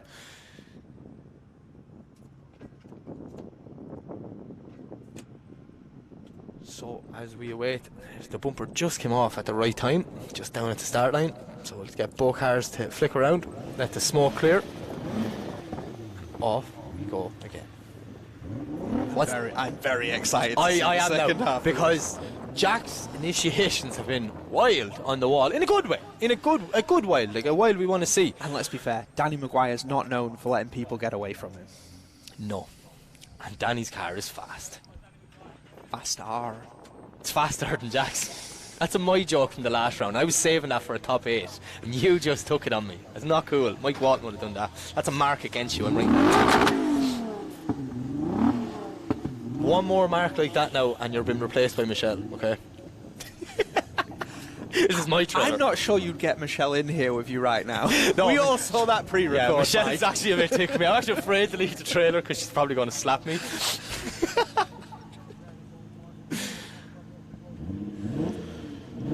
Danny's just having a few words with Colgate there. I just got a confirmation in my ear from the live stream truck that Michelle is going to slap me after this, so I'm climbing out a window. do you want me to lock this door? Yeah, lock the door there, will you?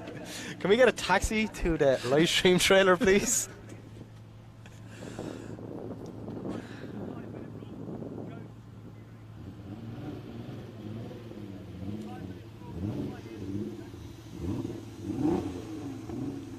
So, Danny just called a... Danny just called a 5-minute rule?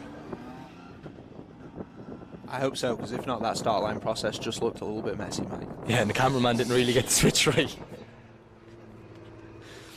Yeah, so we see Danny making his way to the pits. Yeah, see Jack going back to the holding area. So would that tell me we're going to move on to our next battle? Well, that is the final battle of the heat. So now we're caught in that rock and hard place.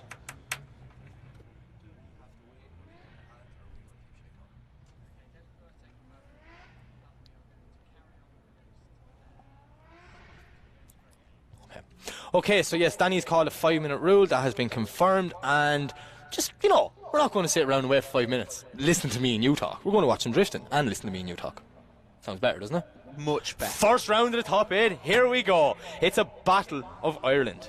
It's Andrew Malloy to lead in Sam Nolan. And do you know what? The way Andrew Malloy's driving, I'm excited to see this. And Sam Nolan needs to have his game face on. Yeah, Sam, we just battle after battle, round after round, looks more and more confident. But Andrew Malloy, bit of a dark horse, shows up with a new car, first time on semi-slicks, and just has been sending it all day. Yeah, 100%. So it's going to be an interesting one. That's all I'll say. So we just get there. See Sam getting strapped in, pulling to the line. Both cars are sent. Here we go. So it's Andrew leads, Sam to chase. So we see Andrew coming down. Nice initiation. Sam is right with him. Not maximum angle from the start. He just tucks in nicely there beside him. And now Sam coming down the hill. Smoke coming down with that S15 is insane. Andrew's just washing a small bit. No, he's on the line. He didn't even wash wide. I apologise for saying that. But Sam Nolan is right with him. Door to door, pushing over the line. Come on, Ireland. Sorry, I said that out loud, didn't I? You get one. I get one, that's it. I should have saved that definitely for when the final in pros tomorrow. I honestly, like, Andrew is new enough to the competition world. So how quick he's adapting here. New car, semi-slicks, everything, and lap by lap he's getting better and better. Yeah, now this is going to be explosive when we swap them around. Yeah, but this is probably his biggest test so far now, because we know Sam Nolan is fast. Yeah, very fast. Can he hang with that pace? Yeah, he's going to have to, because if Sam pulls a gap on that run-in, it's going to be hard to catch back up.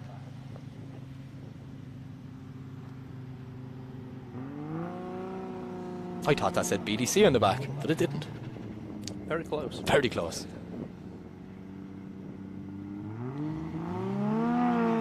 All right, and there we go. So Sam Nolan to lead in Andrew Malloy as that beautiful S15 heads off down the hill, but Andrew Malloy is close behind him. Sam snaps in the big entry, but Andrew is trying to chase him down. They head over to the inside of the track and move down into the decel zone, and Andrew is just making the move there, trying to gain that proximity on him. And look at Andrew Malloy! He has got back into it in the second half of this run. This is amazing.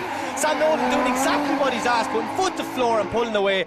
The higher horsepower is probably going to gain the advantage, but Andrew Malloy has won our hearts. Remember that. If Andrew Malloy goes home right now, he should be so proud. What an incredible debut for Pro 2 this year. When both these guys stop, I want you to make a massive roar. Let them know that they are loved here. Because they're new enough guys. Sam's around a year or so, but Andrew, this is all new to him, and we want to make him welcome. And we want him back. I want to see him back, because he could be back fighting for the championship. What we are seeing is the next wave of drivers. You know, the next superstars that are building up over the next 1 to 2 years, and these guys have got a big future. And there we go. The winner of this one is Sam Nolan. Go on, make some noise, Driftland. Massive round of applause for Andrew Malloy, and we will see him back at the next one.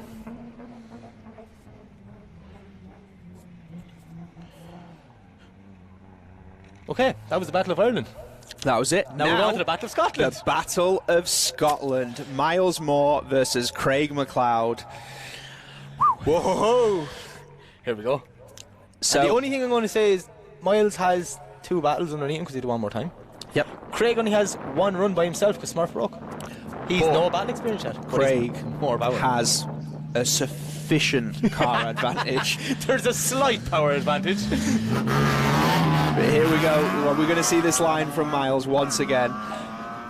As we see Miles coming down, Craig's tucked in nicely behind him. Lovely initiation on the wall from Miles, but look at Craig McLeod. He's just sitting there. He knows at any moment he can push through and overtake the compact. Craig doing a great job chasing the store car. Miles, as per usual, on that perfect qualifying line, doing exactly like he's asked. Just maybe he might be ever so slightly out-machined by Craig McLeod. Yeah, I mean, Craig, just there, like you say, just playing a little bit, just staying tucked in, keeping a nice level of proximity, but not having to push too hard. And, you know, Miles, great lead, just opening the door for Craig to do that. Yeah. So we will swap them around. Get Miles in the chase position, and Craig in the lead. The pressure's on Miles here now. This is it. He has to... He's to drive the socks off this show. And this is where he was asking Kieran this morning, how much can I cut? How much can we get here on the inside? Like, well, at least he was clued in to ask the questions. Like, for sure. Yeah, he knew what he was going to be facing in the battles this evening, but he was confident enough to know he's going to be in the battles this evening. We just wait for the signal from our start line marshal. Craig McLeod to lead in, Miles Moore.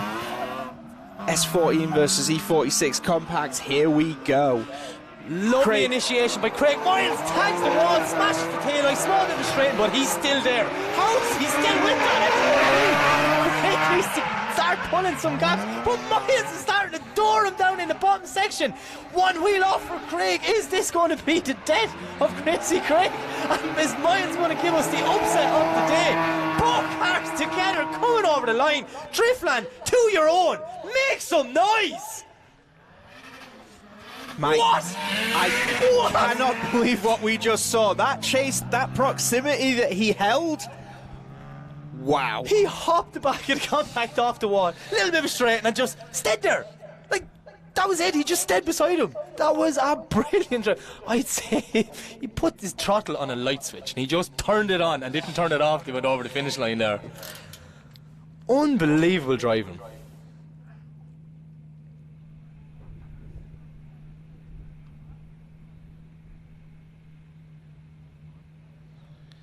I imagine that is going to be a difficult one for the judges. I genuinely had to take a minute after that now, because that's not how I was expecting that to go. Yeah, I'll say it straight up. I thought we were going to see some big separation with Miles trying to cut considerably more. Yeah, but credit to Miles. Craig just seemed to not have the pace we expected. Yet again, we'll leave the trailer, we'll walk outside, we'll meet Craig, and he'll tell us exactly why. But unfortunately, we can't tell the people at home then, because we'll be finished.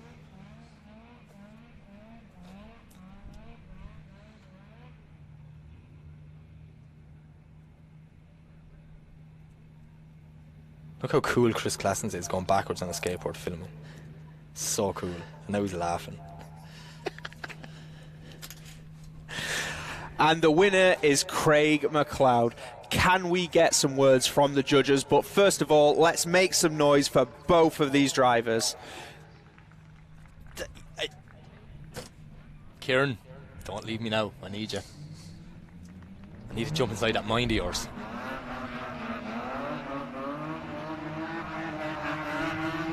Can you hear us, judges? After the first run there, Craig took an advantage. Miles was off a couple of the clips. Craig had decent proximity, so he takes 6-4 in the first run.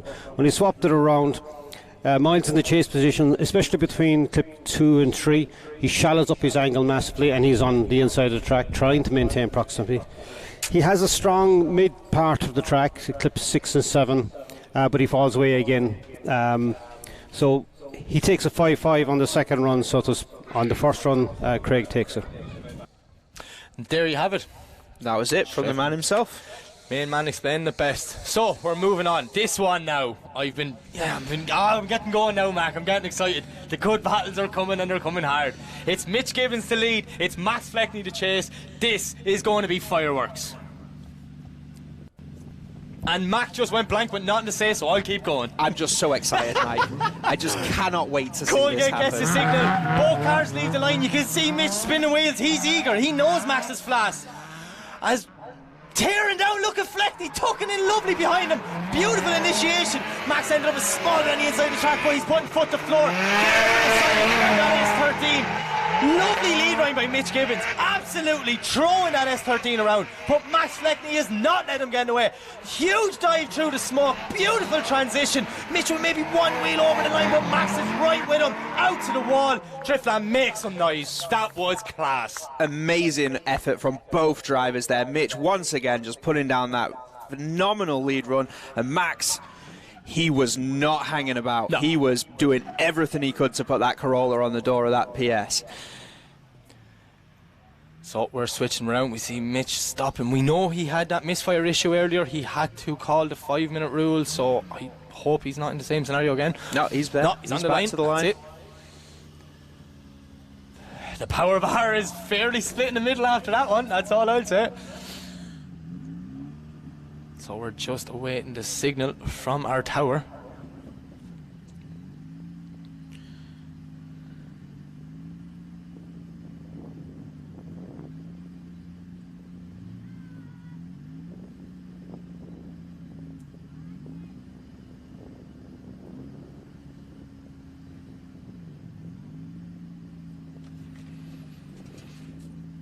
Oh, big debates, Mac. Big debates. We're not even talking. Tuba's just sitting there biting her nails going, will you just run the second half? Come on. Toby, don't mind the judges. Just listen to the commentators. This is too good not to watch. This is just Pro 2. I know. This is just Pro 2. This is what I love about drifting. It's all savage. Here we go. Off they are. So Max Fleckney to lead in. Mitch Gibbons, that Corolla comes flying off the line, but Mitch is right alongside him as they move down. Max with a big initiation, and Mitch is hanging right there as he squeezes him through clip 3. Max is nice on the inside. Mitch dropping a wheel to maintain that proximity. As Max flies around through the D-cell, Mitch is just hanging in there. He lines it up for the transition, and Mitch dives through the smoke coming after him. What is that? Yes! That is unbelievable! I could not contain my excitement. Good call in that run, Mac, but I just put a hole in the wall in here for punching it. That was savage by both drivers. We want more of that. One more time. One more time. Just somebody send a message to the tower right now. We need to see that again. I would not be able to judge that one. Oh, the power bar maybe says different. Kieran Hines can't judge it. But well, still, you know, he is a judge. We are just idiots with We're microphones. just idiots that people let talk. Actually, you let talk. Normally it's me and Mike. I feel like I was kind of like forced into it as well. Driftland, wow. Massive round of applause for both of these drivers. They put a huge show on for all of us, and we really want to see that again. That was class. Like I'm losing it here now. I need to calm down. Just the it's level. only Saturday. And the winner is Mitch Gibbons. Absolute huge round of applause for Mitch Gibbons, and a massive round of applause for Max Fleckney. Can we hear from the judges on this one?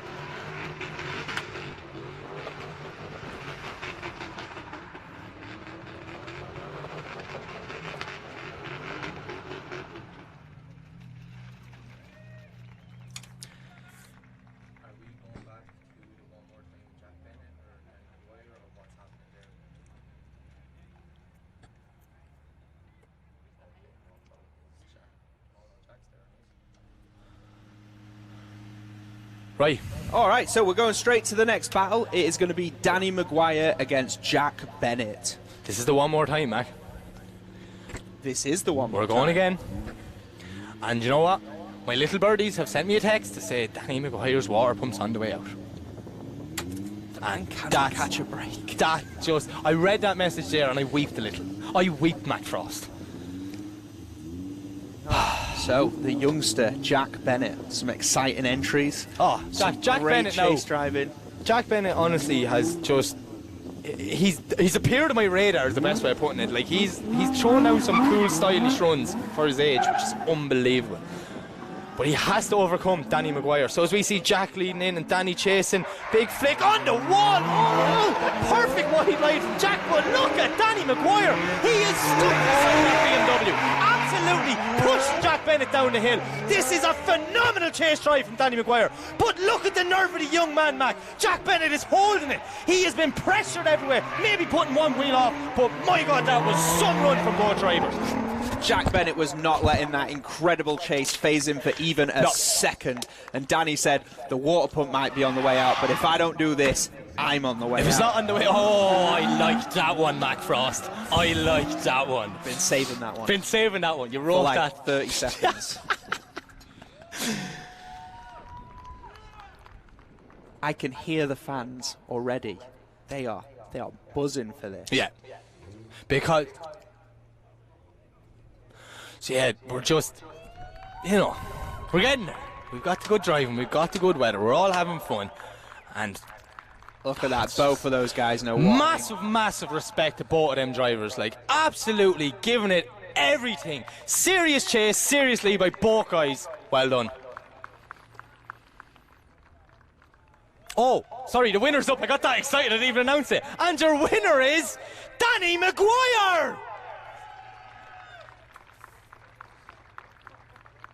Huge round of applause for Jack Bennett. Absolutely phenomenal driving all weekend. He has put it all on the line just to entertain us. And I think you said it there. He just put himself on the map for everyone watching this. Yeah, definitely. And next round, Teesside, his local track. His local track. Oh.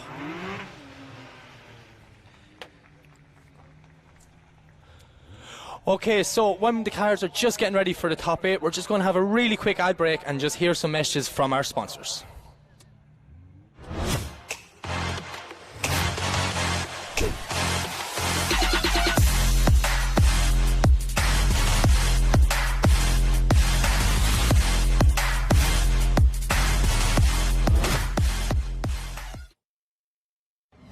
Drifting can be the most demanding motorsport in the world.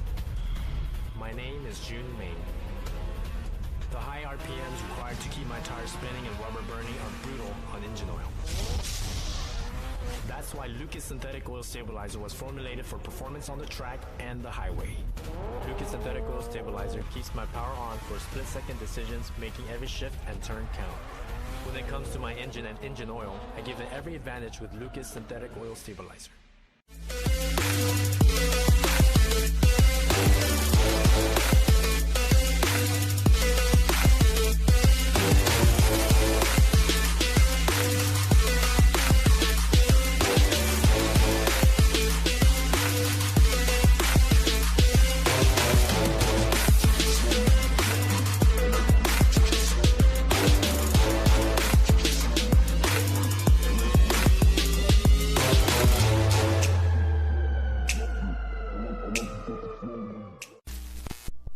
Link ECU produce standalone engine management technology with a range of products that allow you to unleash the power of your engine.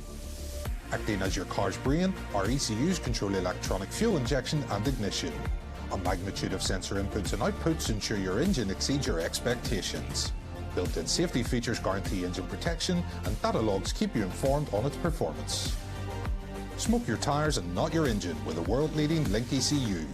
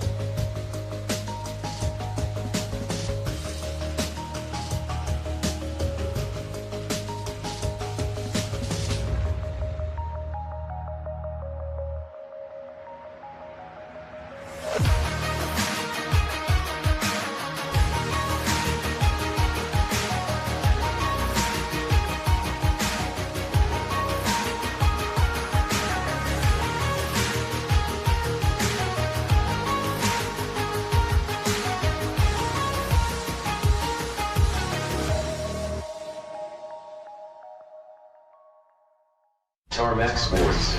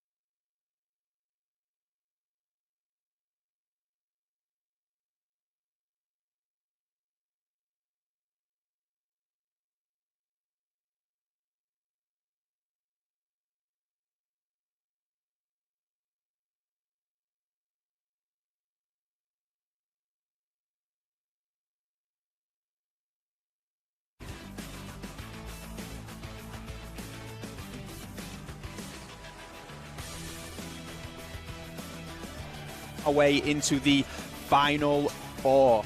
Mike, how insane has the back end of that top eight? Absolutely crazy it is. Like, I can't catch my breath. Yeah, I mean, everything, every single battle has been absolutely nail-biting. Moving into this top four, we've got... Jumping the gun. At the last battle, the Great 8, to figure out who goes up against Mitch Gibbons. So we've Nicky Davey to lead Danny McGuire. That is how exciting this has been. S15 versus S15. I've completely lost track of where we are. I seen you going like top 4. I was like, he's forgot about the fireworks that are about to happen here, Mac.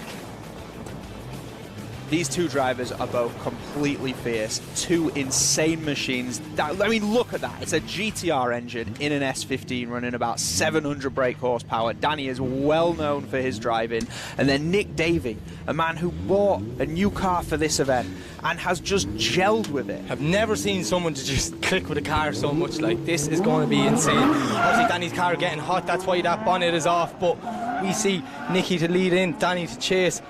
Bit of a separation coming down the straight. Nicky throwing in a massive angle, but Danny McGuire just not with him whatsoever. He's putting for the catch up blue S15, but it could be too little too late, Mac. Yeah, so, I mean, Nick is on a fantastic lead line. Danny just hanging back there as Nick transitions, and Danny just doesn't have an answer for him. This is not the pace we've seen from Danny McGuire as Nick Davey smokes those tyres up across the finish line. I'm just wondering now, is there heating issues finally creeping into Danny McGuire? Yeah, just... Which would be very unfortunate because he's absolutely been killing it all weekend. I don't want to see it end like this. Definitely not. Definitely not. And let's hope that here Danny can just throw down an incredible lead. Nick can match it. We see some more sparks fly. And we all get what we came here to see. Some door-on-door action.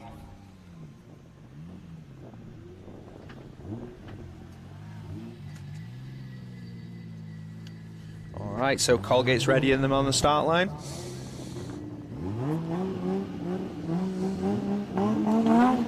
we go. Danny McGuire to lead in Nick Davey in the final battle of the top 8. Danny is coming in flat, but look at Nick Davey tucked in right behind Danny McGuire. Danny is throwing absolutely some bit of separation, but he cannot shake off Nicky Davey. This is a brilliant drive from both drivers. Look at that for a sight. The smoking two beautiful S15s. Nicky Davey with a huge transition right up on the doormat, giving it absolutely everything. That is what we came here to see. Nick Davey is just blowing Nick Davey equals boss this weekend. I seen him on Thursday evening. I was like, Steve Fitzgerald's going well. And I was like, oh, Nicky Davey bought that car. I was like, whoa, that is serious gel into a new car, like, and he's just getting stronger and stronger. Yeah, just phenomenal performance. Danny with a great lead there as well. You know, threw it in for that entry down to massive angle into the car. It's probably going to come back though to that separation on the first half of the run.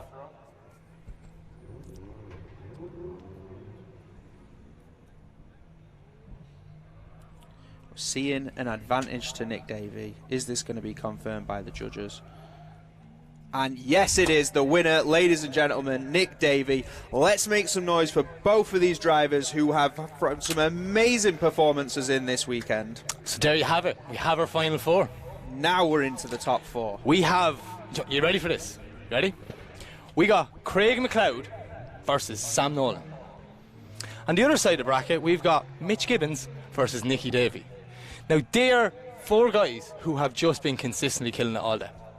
Yeah, and just 4 names who have just, for this season, basically come out of nowhere. I'm sure they came out with somewhere. 2 of them came out of Ireland, I know that for a fact, but I know what you mean. Yeah. So, first battle is on the line. It's Craig to lead and Sam to chase. I'm actually excited for this one.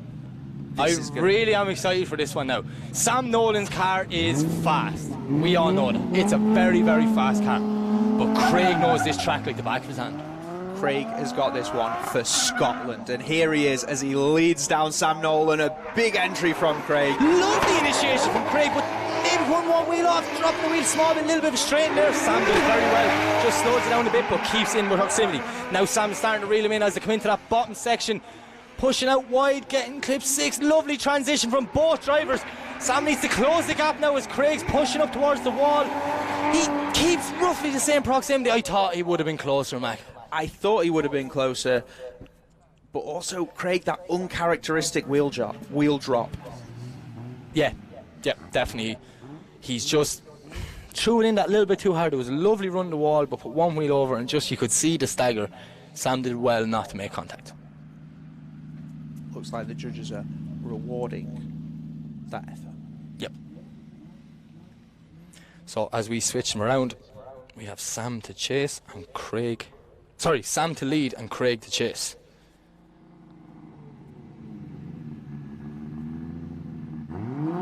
Our starting marshal Colga gives a signal. Sam just clipped the cone. I don't even know if he hit the cone. He hit more the cover on the cone, but lovely initiation from both guys. Look at Craig McLeod. He is stuck to the side of S15.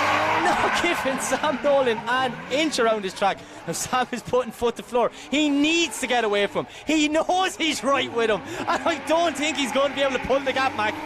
Yeah, Craig Spotter must have been on the radio saying, you have to give it all on the way in, and he did exactly that. Brilliant drive from both guys, but I think that little bit of Driftland experience maybe pushes it on Craig's side. But I'm just a mere commentator. I'm only speculating. We will have to find out. We'll have to find out. Coming soon. Tune in tomorrow. No. Tune in tomorrow for the result.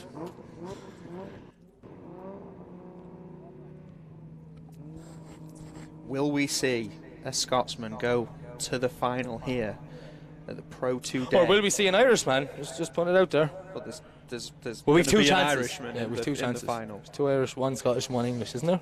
That's what we have. And there we go. The winner is Sam Nolan. I need to pick the judge's brain on that one, just to make sure. I'd say it's going to come down to that wheel drop in the first half, but I'd really, really like to hear it from a judge's mouth. Can we get a word from the judges? Judges, speak to us. The higher powers yeah, in just there, explaining that run. If you look at both runs, they're more or less a mirror of each other, but the only difference being Craig's dropping wheels in two different locations. That's the difference. Simple as that. There we have it. Short and effective. Thanks, Kieran. We called it. We called it. We didn't even need to talk to the judges. So, moving on. It is going to be Mitch Gibbons to lead in Nicky Davey. Now, if my calculations are correct, Nicky Davey should have a car jacked up with wheels going on it now, because he's not that long gone off the track. So, hence why I can't see anyone in the screen warming up. How's it been for you so far? Like, come on, it's your first day in commentary. I've loved it. You loved it? I've loved it. That's now, it. We'll do this again tomorrow, but we'll definitely have Mike Walton back. Do you know what? That made me so happy. I was afraid you'd like it loads and wouldn't bring him back. Or opposite, you wouldn't bring me back and bring him back. Still a possibility for you, so you know you're my favourite boss, don't you? So as we see them spraying some water onto Mitch Gibbons' cars just to cool it down. It's a very warm day. You know, we build cars over this side of the world not to drive in this weather because we rarely get it. Yeah. It's normally raining and cold.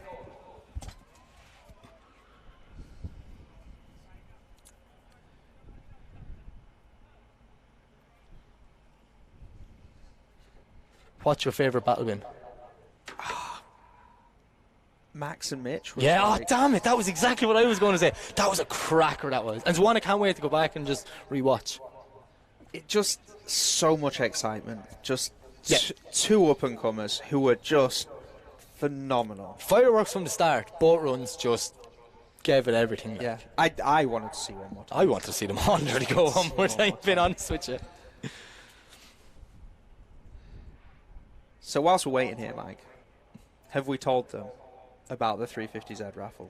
Did ye know there's a 350Z raffle? Are you enjoying what you're watching here? Would you like to get into this? Can you not afford it? Well, for a simple fee of £30 on the BDC website, you can buy a raffle ticket which will put you in a draw to win a 400 brake horsepower 350Z. Set up, caged, extinguisher, bucket seats, harness, everything you need. There's fuel cell, lock kits. It's actually well better than my car, to be honest with you. And that's not it. You get a fresh kit from the guys at Firefly Speed Shop, and then they're going to paint it any colour you want. Like, if they're not sold out by the end of this stream, I'm going to be so disappointed. And it has a brand new set of 59 North wheels. Oh, even better. And there's you not get more. 3 days of tuition with Yogi. With Yogi up in PH? No way. And you're going to get to drive it at a BDC practice day. Can I buy a ticket? I mean, no, yeah, I'd end up if winning. you win, everyone's going to call it rigged if I win. And do you know what? I wouldn't win an argument. So if I did enter this one, this would be the one I'd win, and I wouldn't be able to win the prize. So, God damn it. Yeah, no, we're super happy to be doing it. Everyone- So whilst we're waiting, why not buy a ticket? Just get on the website, go to the merch section, buy a ticket. It's 30 quid. Think about it. 20 grand car, plus all this tuition, all this other stuff. There's just so much. Yeah, it's a collective big prize, that is. Are you alright? You feeling well? Did you get sunstroke or something up here? What's going on? Like, Did get some sun. I did actually get some sunstroke. Okay, I see 3 of our 4 cars there. Everyone's getting a spray down now. I mean, it's this weather. It's the weather. The Scottish Look. heat wave. I'm not going to complain about it. I love this weather. Simple as that. For sure. Here we go. Looks like Nick Davies got some fresh Zistinos on the back of the S15. So we have Nick Davey. There's Mitch coming down. Craig's ready for the 3rd and 4th. He will go up against the loser of I this don't battle. like to call him a loser. I was going to say the person that didn't I win. don't feel It like sounds anyone's a loser in this. No, if you have a drift car, you're not losing. But if you don't have a drift car, for just a simple fee of €30 on the BDC website, you can enter Max Raffle. How much am I getting for a cheesy plug? I didn't. Oh, way does that work? Each time, or is it like the I'll buy passenger you a beer spins? later. Buy me a beer later. You know I don't drink. They all know you're lying. Yeah, I'm Irish. Right, so we've 2 guys in the grid area. Just going to make sure they're strapped in, helmets on, hands on, all the safety gear. Warm the tyres, and then Mac, let the action begin. And this is it, you know. So we are building up for the final. This is the last of the top 4. And I am just so excited. I didn't know what you were going to say there. I thought I actually broke Mac. He just looked like he was froze. Mac froze. Mac froze. Why did I not think of that? That's a real Mike pun. God damn it, you're so much better than me at this. Where's Mike Walton? He's shite at puns.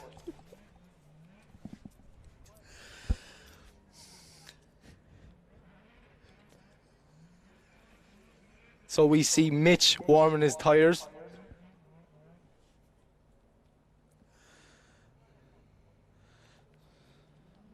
Can you imagine how many different conversations Colga has? Where you think being a Starlight Master he wouldn't talk to anyone, but in fact he actually talks to everyone all day long. Like. He does love it down there. And the drivers love him down there as well because he relaxes. Good old social. Yeah. You know, he inspires people, gives them a bit of confidence. Probably makes them feel bad about their teeth. I hate talking to him. So as we see Nicky pull up to the line, this is it. It's the last run. The winner of this battle will go to the final. Both guys want to be there. Yeah, no. Both guys deserve to be there. That's the harsh thing here now. These are 2 drivers that have just everything they've done this weekend has been unbelievable. So may the best man win. Here we go. Mitch Gibbons to lead in Nick Davey. Colga didn't get to little, close up. little bit keen there. A little bit of a false start from Mitch. Or failed to start. Here we go. And they're away. So we've Mitch Sleeve and Nick Davey to chase. Both cars. Oh, Mitch coming for the big flick. Throws it in wide. But look at Nick Davey. Absolutely stuck to the side of that S13. This is a phenomenal chase run, but what a lead run as well, man, from Mitch. Yeah, Mitch is just getting a perfect lead line in as he goes out nice and wide, finding his way through the transition, but Nick Davey is there diving through the smoke. Beautiful transition. And he gets caught up. Nick Davey gets caught up on that transition. Nick just looked like he had to back off because Mitch was just washing out wide, dropping wheels. This is the harsh world, that little one simple mistake, and it just changes everything.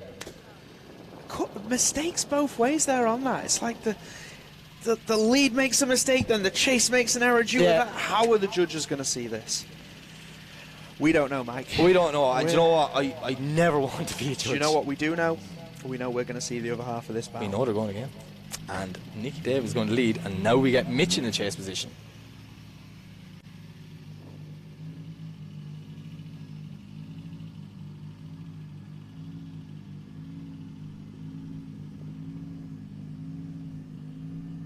So they're just awaiting the decision or the signal from the tower to send them. So We know when we're waiting that our judges are just having a conversation. We're not going to send 2 cars if they're having a chat, debating about what's after happening. We need our full I bet they're in that sweet shop next door. I've seen David Garvey in that sweet shop more than the people working there.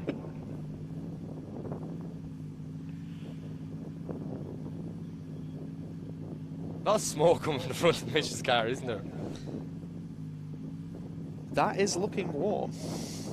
I kind of thought it was tyre smoke, but after him sitting there for a good 60 seconds and it's gone from everywhere else and still going from the engine.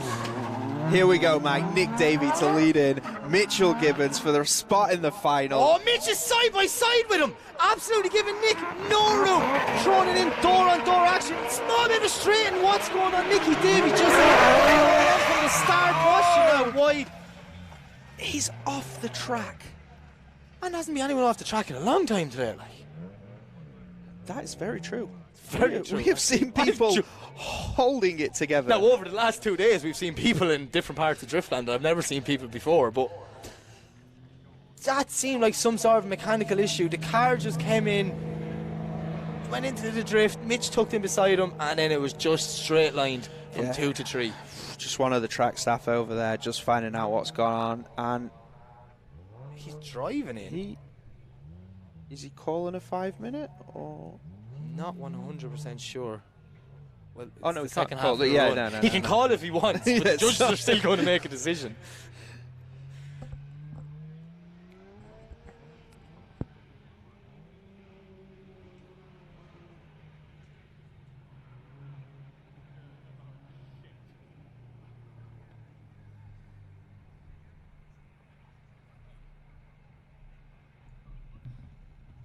So the power bar is saying there's an advantage to Mitch Gibbons, and you know what?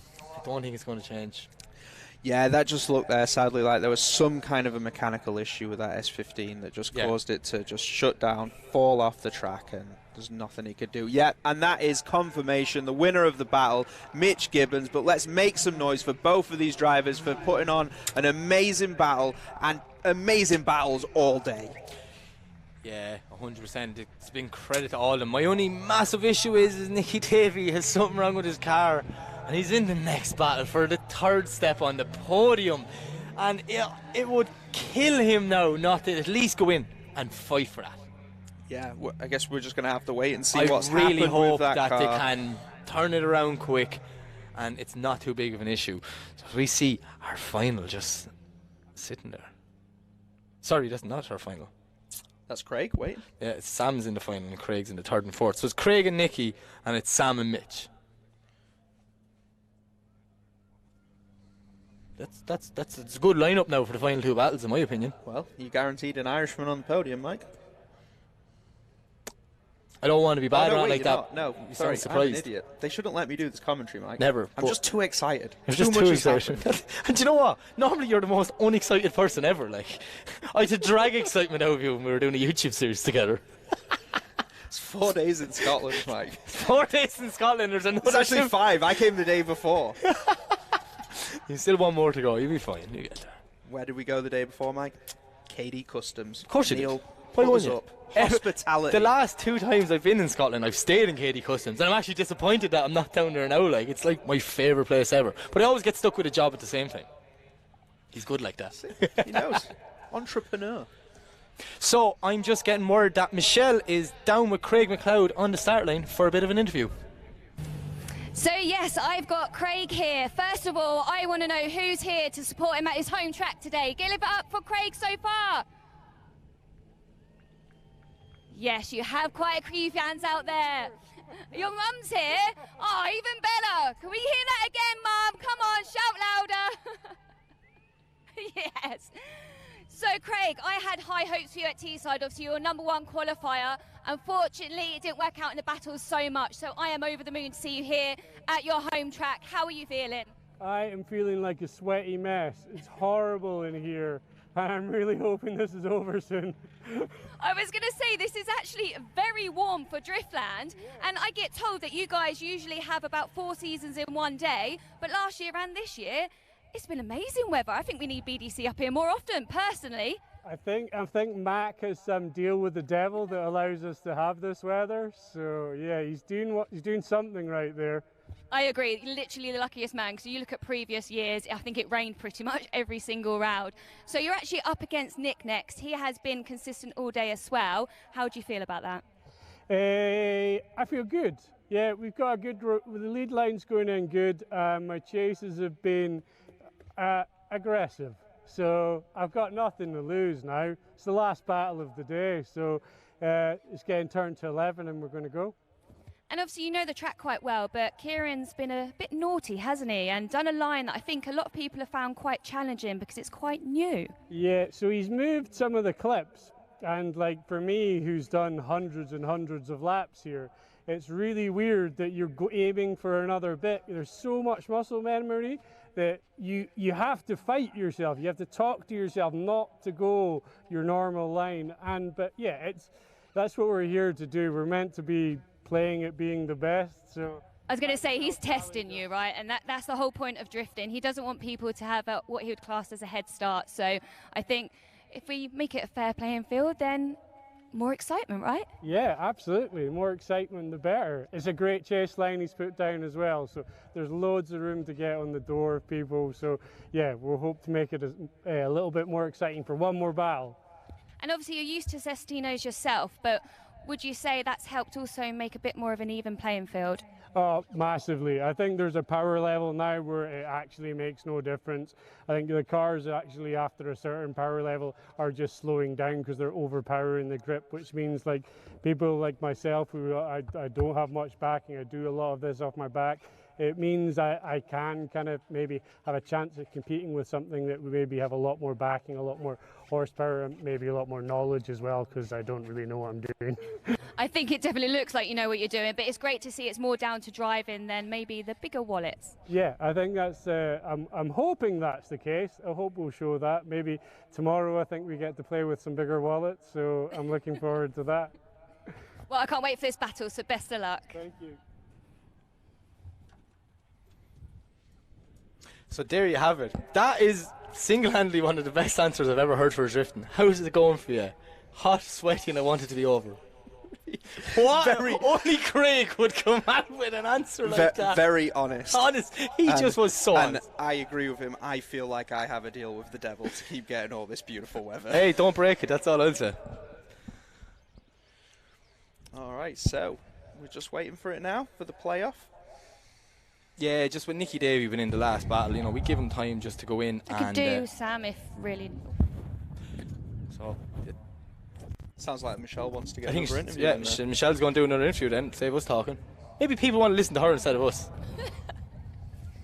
I'm a bit bored down here. You might as well talk away to So them, well Michelle. talk, Like, right? I'm only going to tell them about the raffle again, Michelle. Yeah. You might as well talk to Sam. Did you mention the raffle while you're down there? No, I think you guys have definitely mentioned that enough, thank you. Although I wanted to enter myself. You sold it to me, so hopefully you sold it to everyone else here too. So Sam, a great weekend for you so far. I have to say, watching you at TV, I feel like this has been long coming, and I'm guessing it's because the car's really behaving? Yeah, literally everything is actually working this time and no problems, thank God, and it's just all working out. And are you new to the Cestino tyres? How are you finding them? They're good now once you get used to them, but like sure, it's like everyone, you have to just use them. Are you feeling confident for your next battle? I am now. I'm going to push hard and sure, nothing to lose. So, happy day. Make sure you're on the top step, that's right, yeah. Well, best of luck, honestly, I can't wait for the action. Fingers crossed it won't be too long, guys, because I don't know about you, I'm getting a bit impatient down here. Yeah, we're all getting very excited as well, Michelle. We just want to see these last two battles. Yeah, just such a climax that we're building up to. And this whole event, 4 days up here in Scotland so far, one more to go. What else can people see while they're up here? There's been some stuff on the oval, different demos from some of the other side of the Driftland business. Yep. We've got the hot rod racing. the Novus team here, who not only can get you an absolutely great mortgage, but those guys have got a simulator down in their pits for you all to go and play with.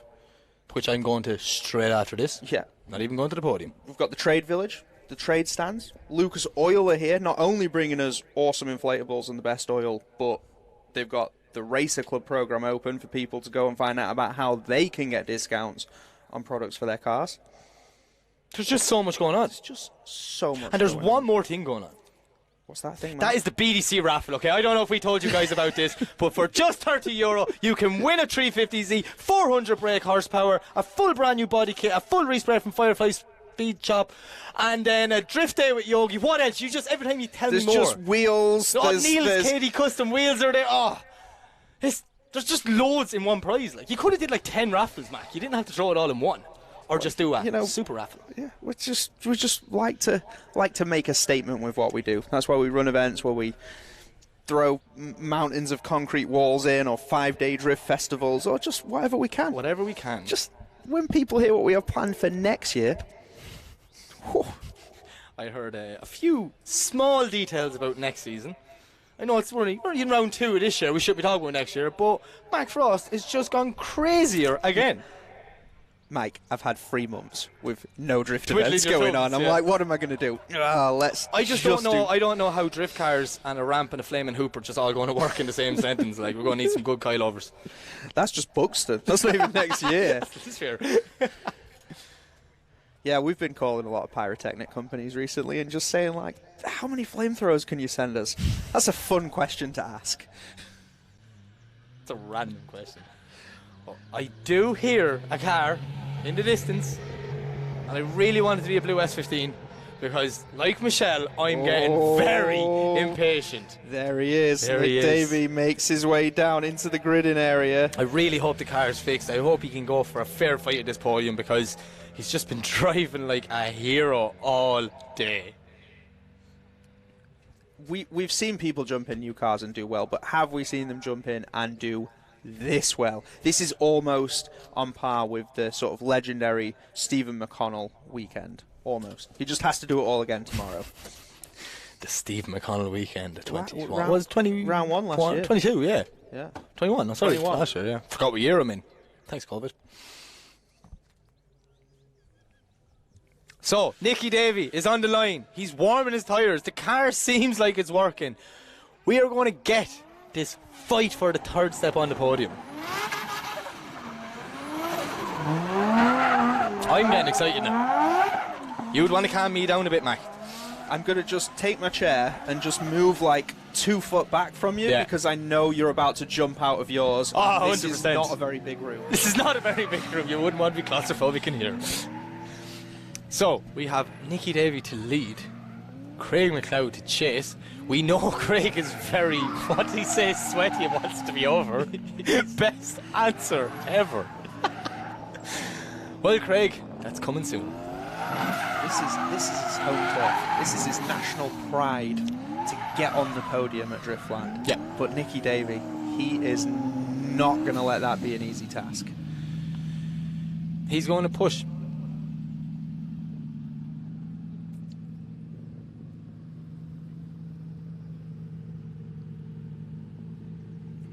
Okay, 2 cars are on the line. The signal's coming from the tower. I can see it virtually. And both cars are away. Here we go. This is it. This is for the 3rd step on the podium. Nicky Davey leading Craig McLeod. And look at the speed of Nicky pulling a bit of a gap already. But lovely dive in from Craig. Nicky's on that ideal line like he has all the stuck with him, Mac. He is not letting him get away. Nicky Davey putting foot to floor now, trying to get some bit of proximity. And he does, but Craig comes fighting through the smoke. This one seems like he's going to go down to the wire, Mac. This is it. Nick is just flying across that finish line with Craig pushing him through there. Absolutely phenomenal effort from both drivers. Brilliant run. Absolutely brilliant run. Answer your question, Nicky Davey's car is working. Was it working? Yeah, it looked faster than it ever had done. And Craig went, oh, yeah, guess what? I'm fast too. Yeah. Next gear, off he goes. So we're going to switch them around. We can see Craig as the door open, trying to clear some of the smoke out of that car. Nicky's on the radio to the spotter, wondering what he has to do or what went on behind him. And there's only one answer coming back on that radio. Door! Door! Door! We want door! People need signs here saying we want door, we want what? Here we are, so Craig McLeod in the S14 leads in Nicky Davey in the S15. Nice entry from Craig, and Nicky is hanging in there with him. And Nick Davey is on the door. This Craig's down into the decel and Nick is on the inside of him. He's there, he's hanging, he's lining up for the transition, and Nick dives back through the smoke, finding the side of that S14. Craig pushes out nice and wide on a perfect line with Nick hunting him down over the line. Woo! Driftland, make some noise, because if you're not entertained by that, I don't know what you're doing at drifting, because that is class. And Craig's gone on a bit of a cool down lap, or he just couldn't see Colgate telling him to turn around with all the smoke in the car. He's just like, I'm done, I'm gone. He's like, I'm getting out of this car, I don't care at this stage, I'm warm. There he is. There he is. He's back. Irish flag on the front, Scottish flag on the back of the other car. National pride. That's it. And just no pressure, Mitch. No pressure, British Mitch. of the British Drift Championship. So we see both cars pull up, hit them with a huge wall of sound when they go out. Massive round of applause for Craig McLeod and Nicky Davey. Or just burn me alive and don't get out, lads, thanks.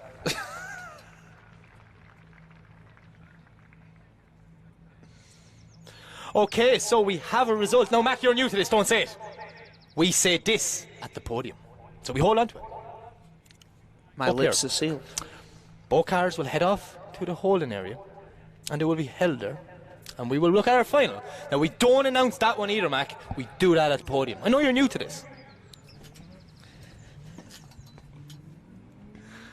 And who is in that final, Mac Frost? That final is going to see Mitchell Gibbons go against Sam Nolan. I'm nervous. So Mitch killing it.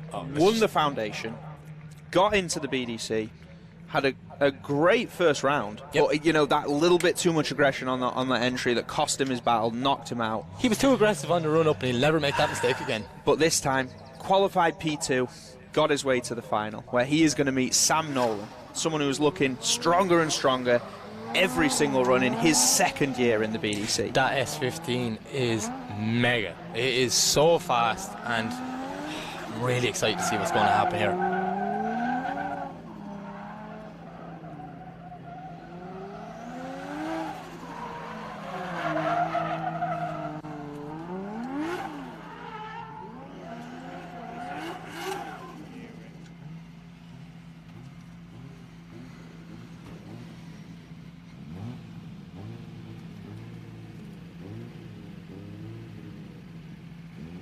The tension in this room. Me and Mac are even like, ooh. Will we just leave this one silent and let our eyes do the talking? Here we go. This is the final. Mitch Gibbons to lead in Sam Nolan. Massive flick in from Mitch. But look at Sam. He is right with him, Mac. Absolutely dooring that lead line from the young man. But Sam Nolan, I'm not sure what happened there. I was blinded by smoke, but he's dropped back a bit. Massive transition through the smoke. Now Sam needs to put foot to floor to try and get back in that door. But Mitch Gibbons is pulling away, man. Absolutely. What? That run was insane from both drivers. I'm not sure what happened at the bottom section, but I really need to know. Mitch with a great lead, Sam with a great chase, but there was something happened in that smoke. Whether he stalled up because he just lunged in too fast, I'm not sure, because we were just blinded on the camera by the smoke. That was two guys going all out. Yeah. And you know what? They're going to go again. We're going to go again. We're going to swap them over. It's going to be Sam to lead, Mitch to chase. Mitch Gibbons is hunting after his first BDC podium in his second ever BDC event. Sam Nolan is hunting after his first BDC podium in his second year in BDC. There's only one top step, and both of these guys... Either way, these guys are going to be happy to get on the podium, but both of them want that top step, Mac, and they're going to have to fight to get it. Here we go. Mitch has been smiling, looking at the camera all day long. Right. He didn't even blink that time. Full focus. Full focus. He knows what he has to do. It's red and S15 and he has to stick it on its door. We wait for the word from Toby, our track manager. I'm sure the judges are just running through that first one, kind of. Oh, there it is, it's in. Here we go. Sam Nolan to lead in Mitch Gibbons in the final of the Driftland Festival. Pro 2, let's go. Look at this! Mitch Gibbons absolutely touches Sam Nolan as they come powering through. But Sam Nolan on that No! Mitch gets down! It looks like the problem he had in Ireland maybe has followed him back to Scotland by breaking diffs. I heard the bang, and Sam Nolan brings that Nolan Transport S15 over the line and to the top step of the Driftland Festival Pro 2 Saturday. Wow!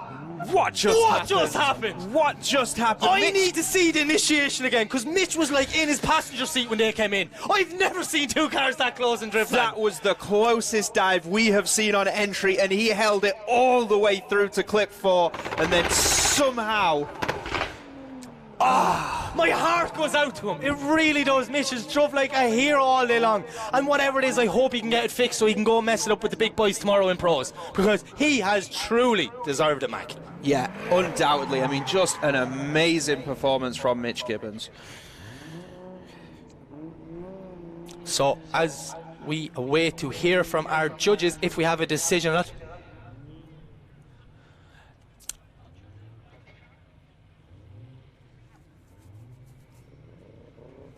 We have a decision.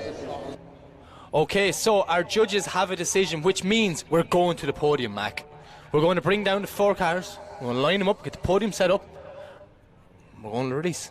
Who was 1? Who's came first? Who's came second? But most importantly, who's our hard charger? Who is our hard charger? Now, the hard charger is someone that our judges has deemed they are a hero. They have put it all on the line all day long, fighting tooth and nail. And 9 times out of 10, that hard charger is not in the final 4. Someone who has gone against all of the odds.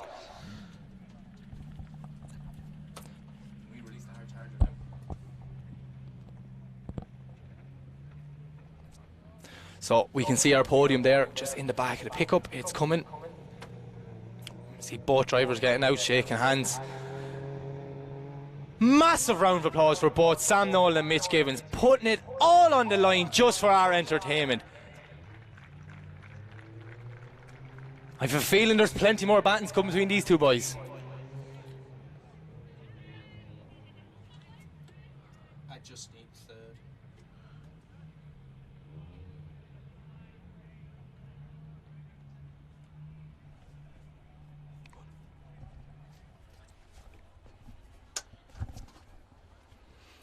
So we're just getting the final bit of preparation in place before we can reveal our podium.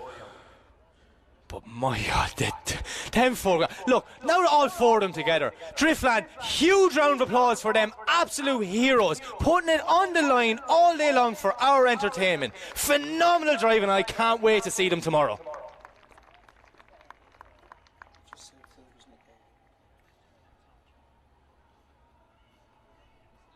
Okay, so I can confirm our judges' hard charger for today is the legend in the compact, Miles Moore. And we're just getting the final preparations for the podium ready, and then we will be going straight to our podium.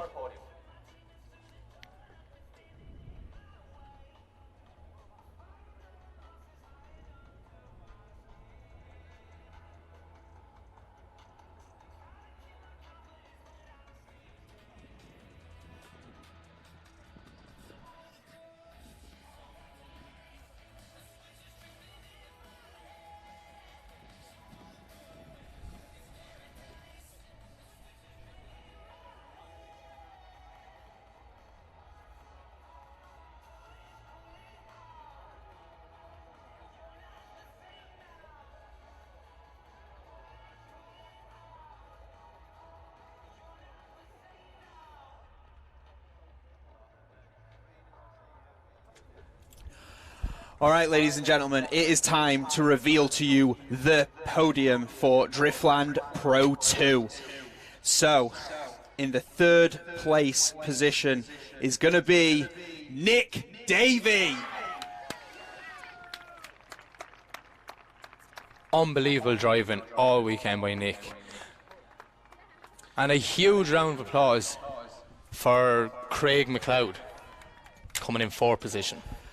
So, the 2nd step on the podium is going to go to Mitchell Gibbons. And then that means that the winner of Driftland 2022 is Sam Nolan.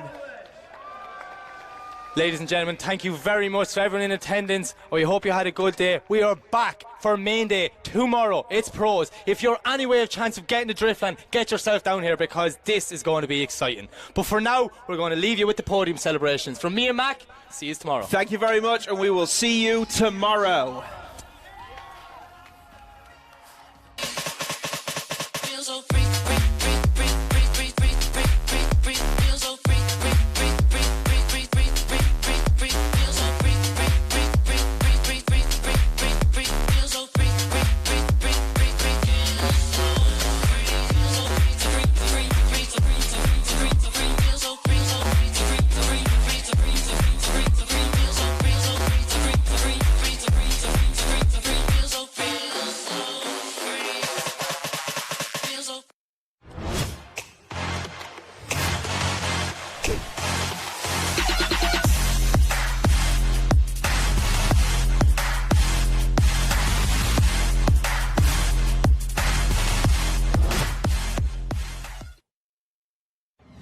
Drifting can be the most demanding motorsport in the world.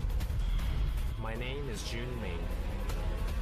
The high RPMs required to keep my tires spinning and rubber burning are brutal on engine oil. That's why Lucas Synthetic Oil Stabilizer was formulated for performance on the track and the highway. Lucas Synthetic Oil Stabilizer keeps my power on for split-second decisions, making every shift and turn count. When it comes to my engine and engine oil, I give it every advantage with Lucas Synthetic Oil Stabilizer.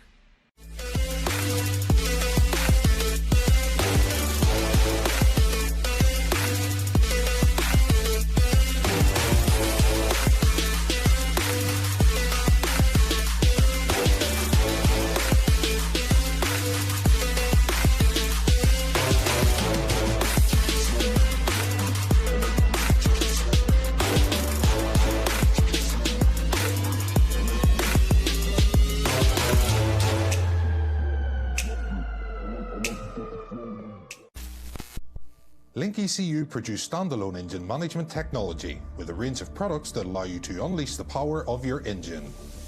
Acting as your car's brain, our ECUs control electronic fuel injection and ignition. A magnitude of sensor inputs and outputs ensure your engine exceeds your expectations. Built-in safety features guarantee engine protection, and data logs keep you informed on its performance. Smoke your tires and not your engine with a world-leading Link ECU.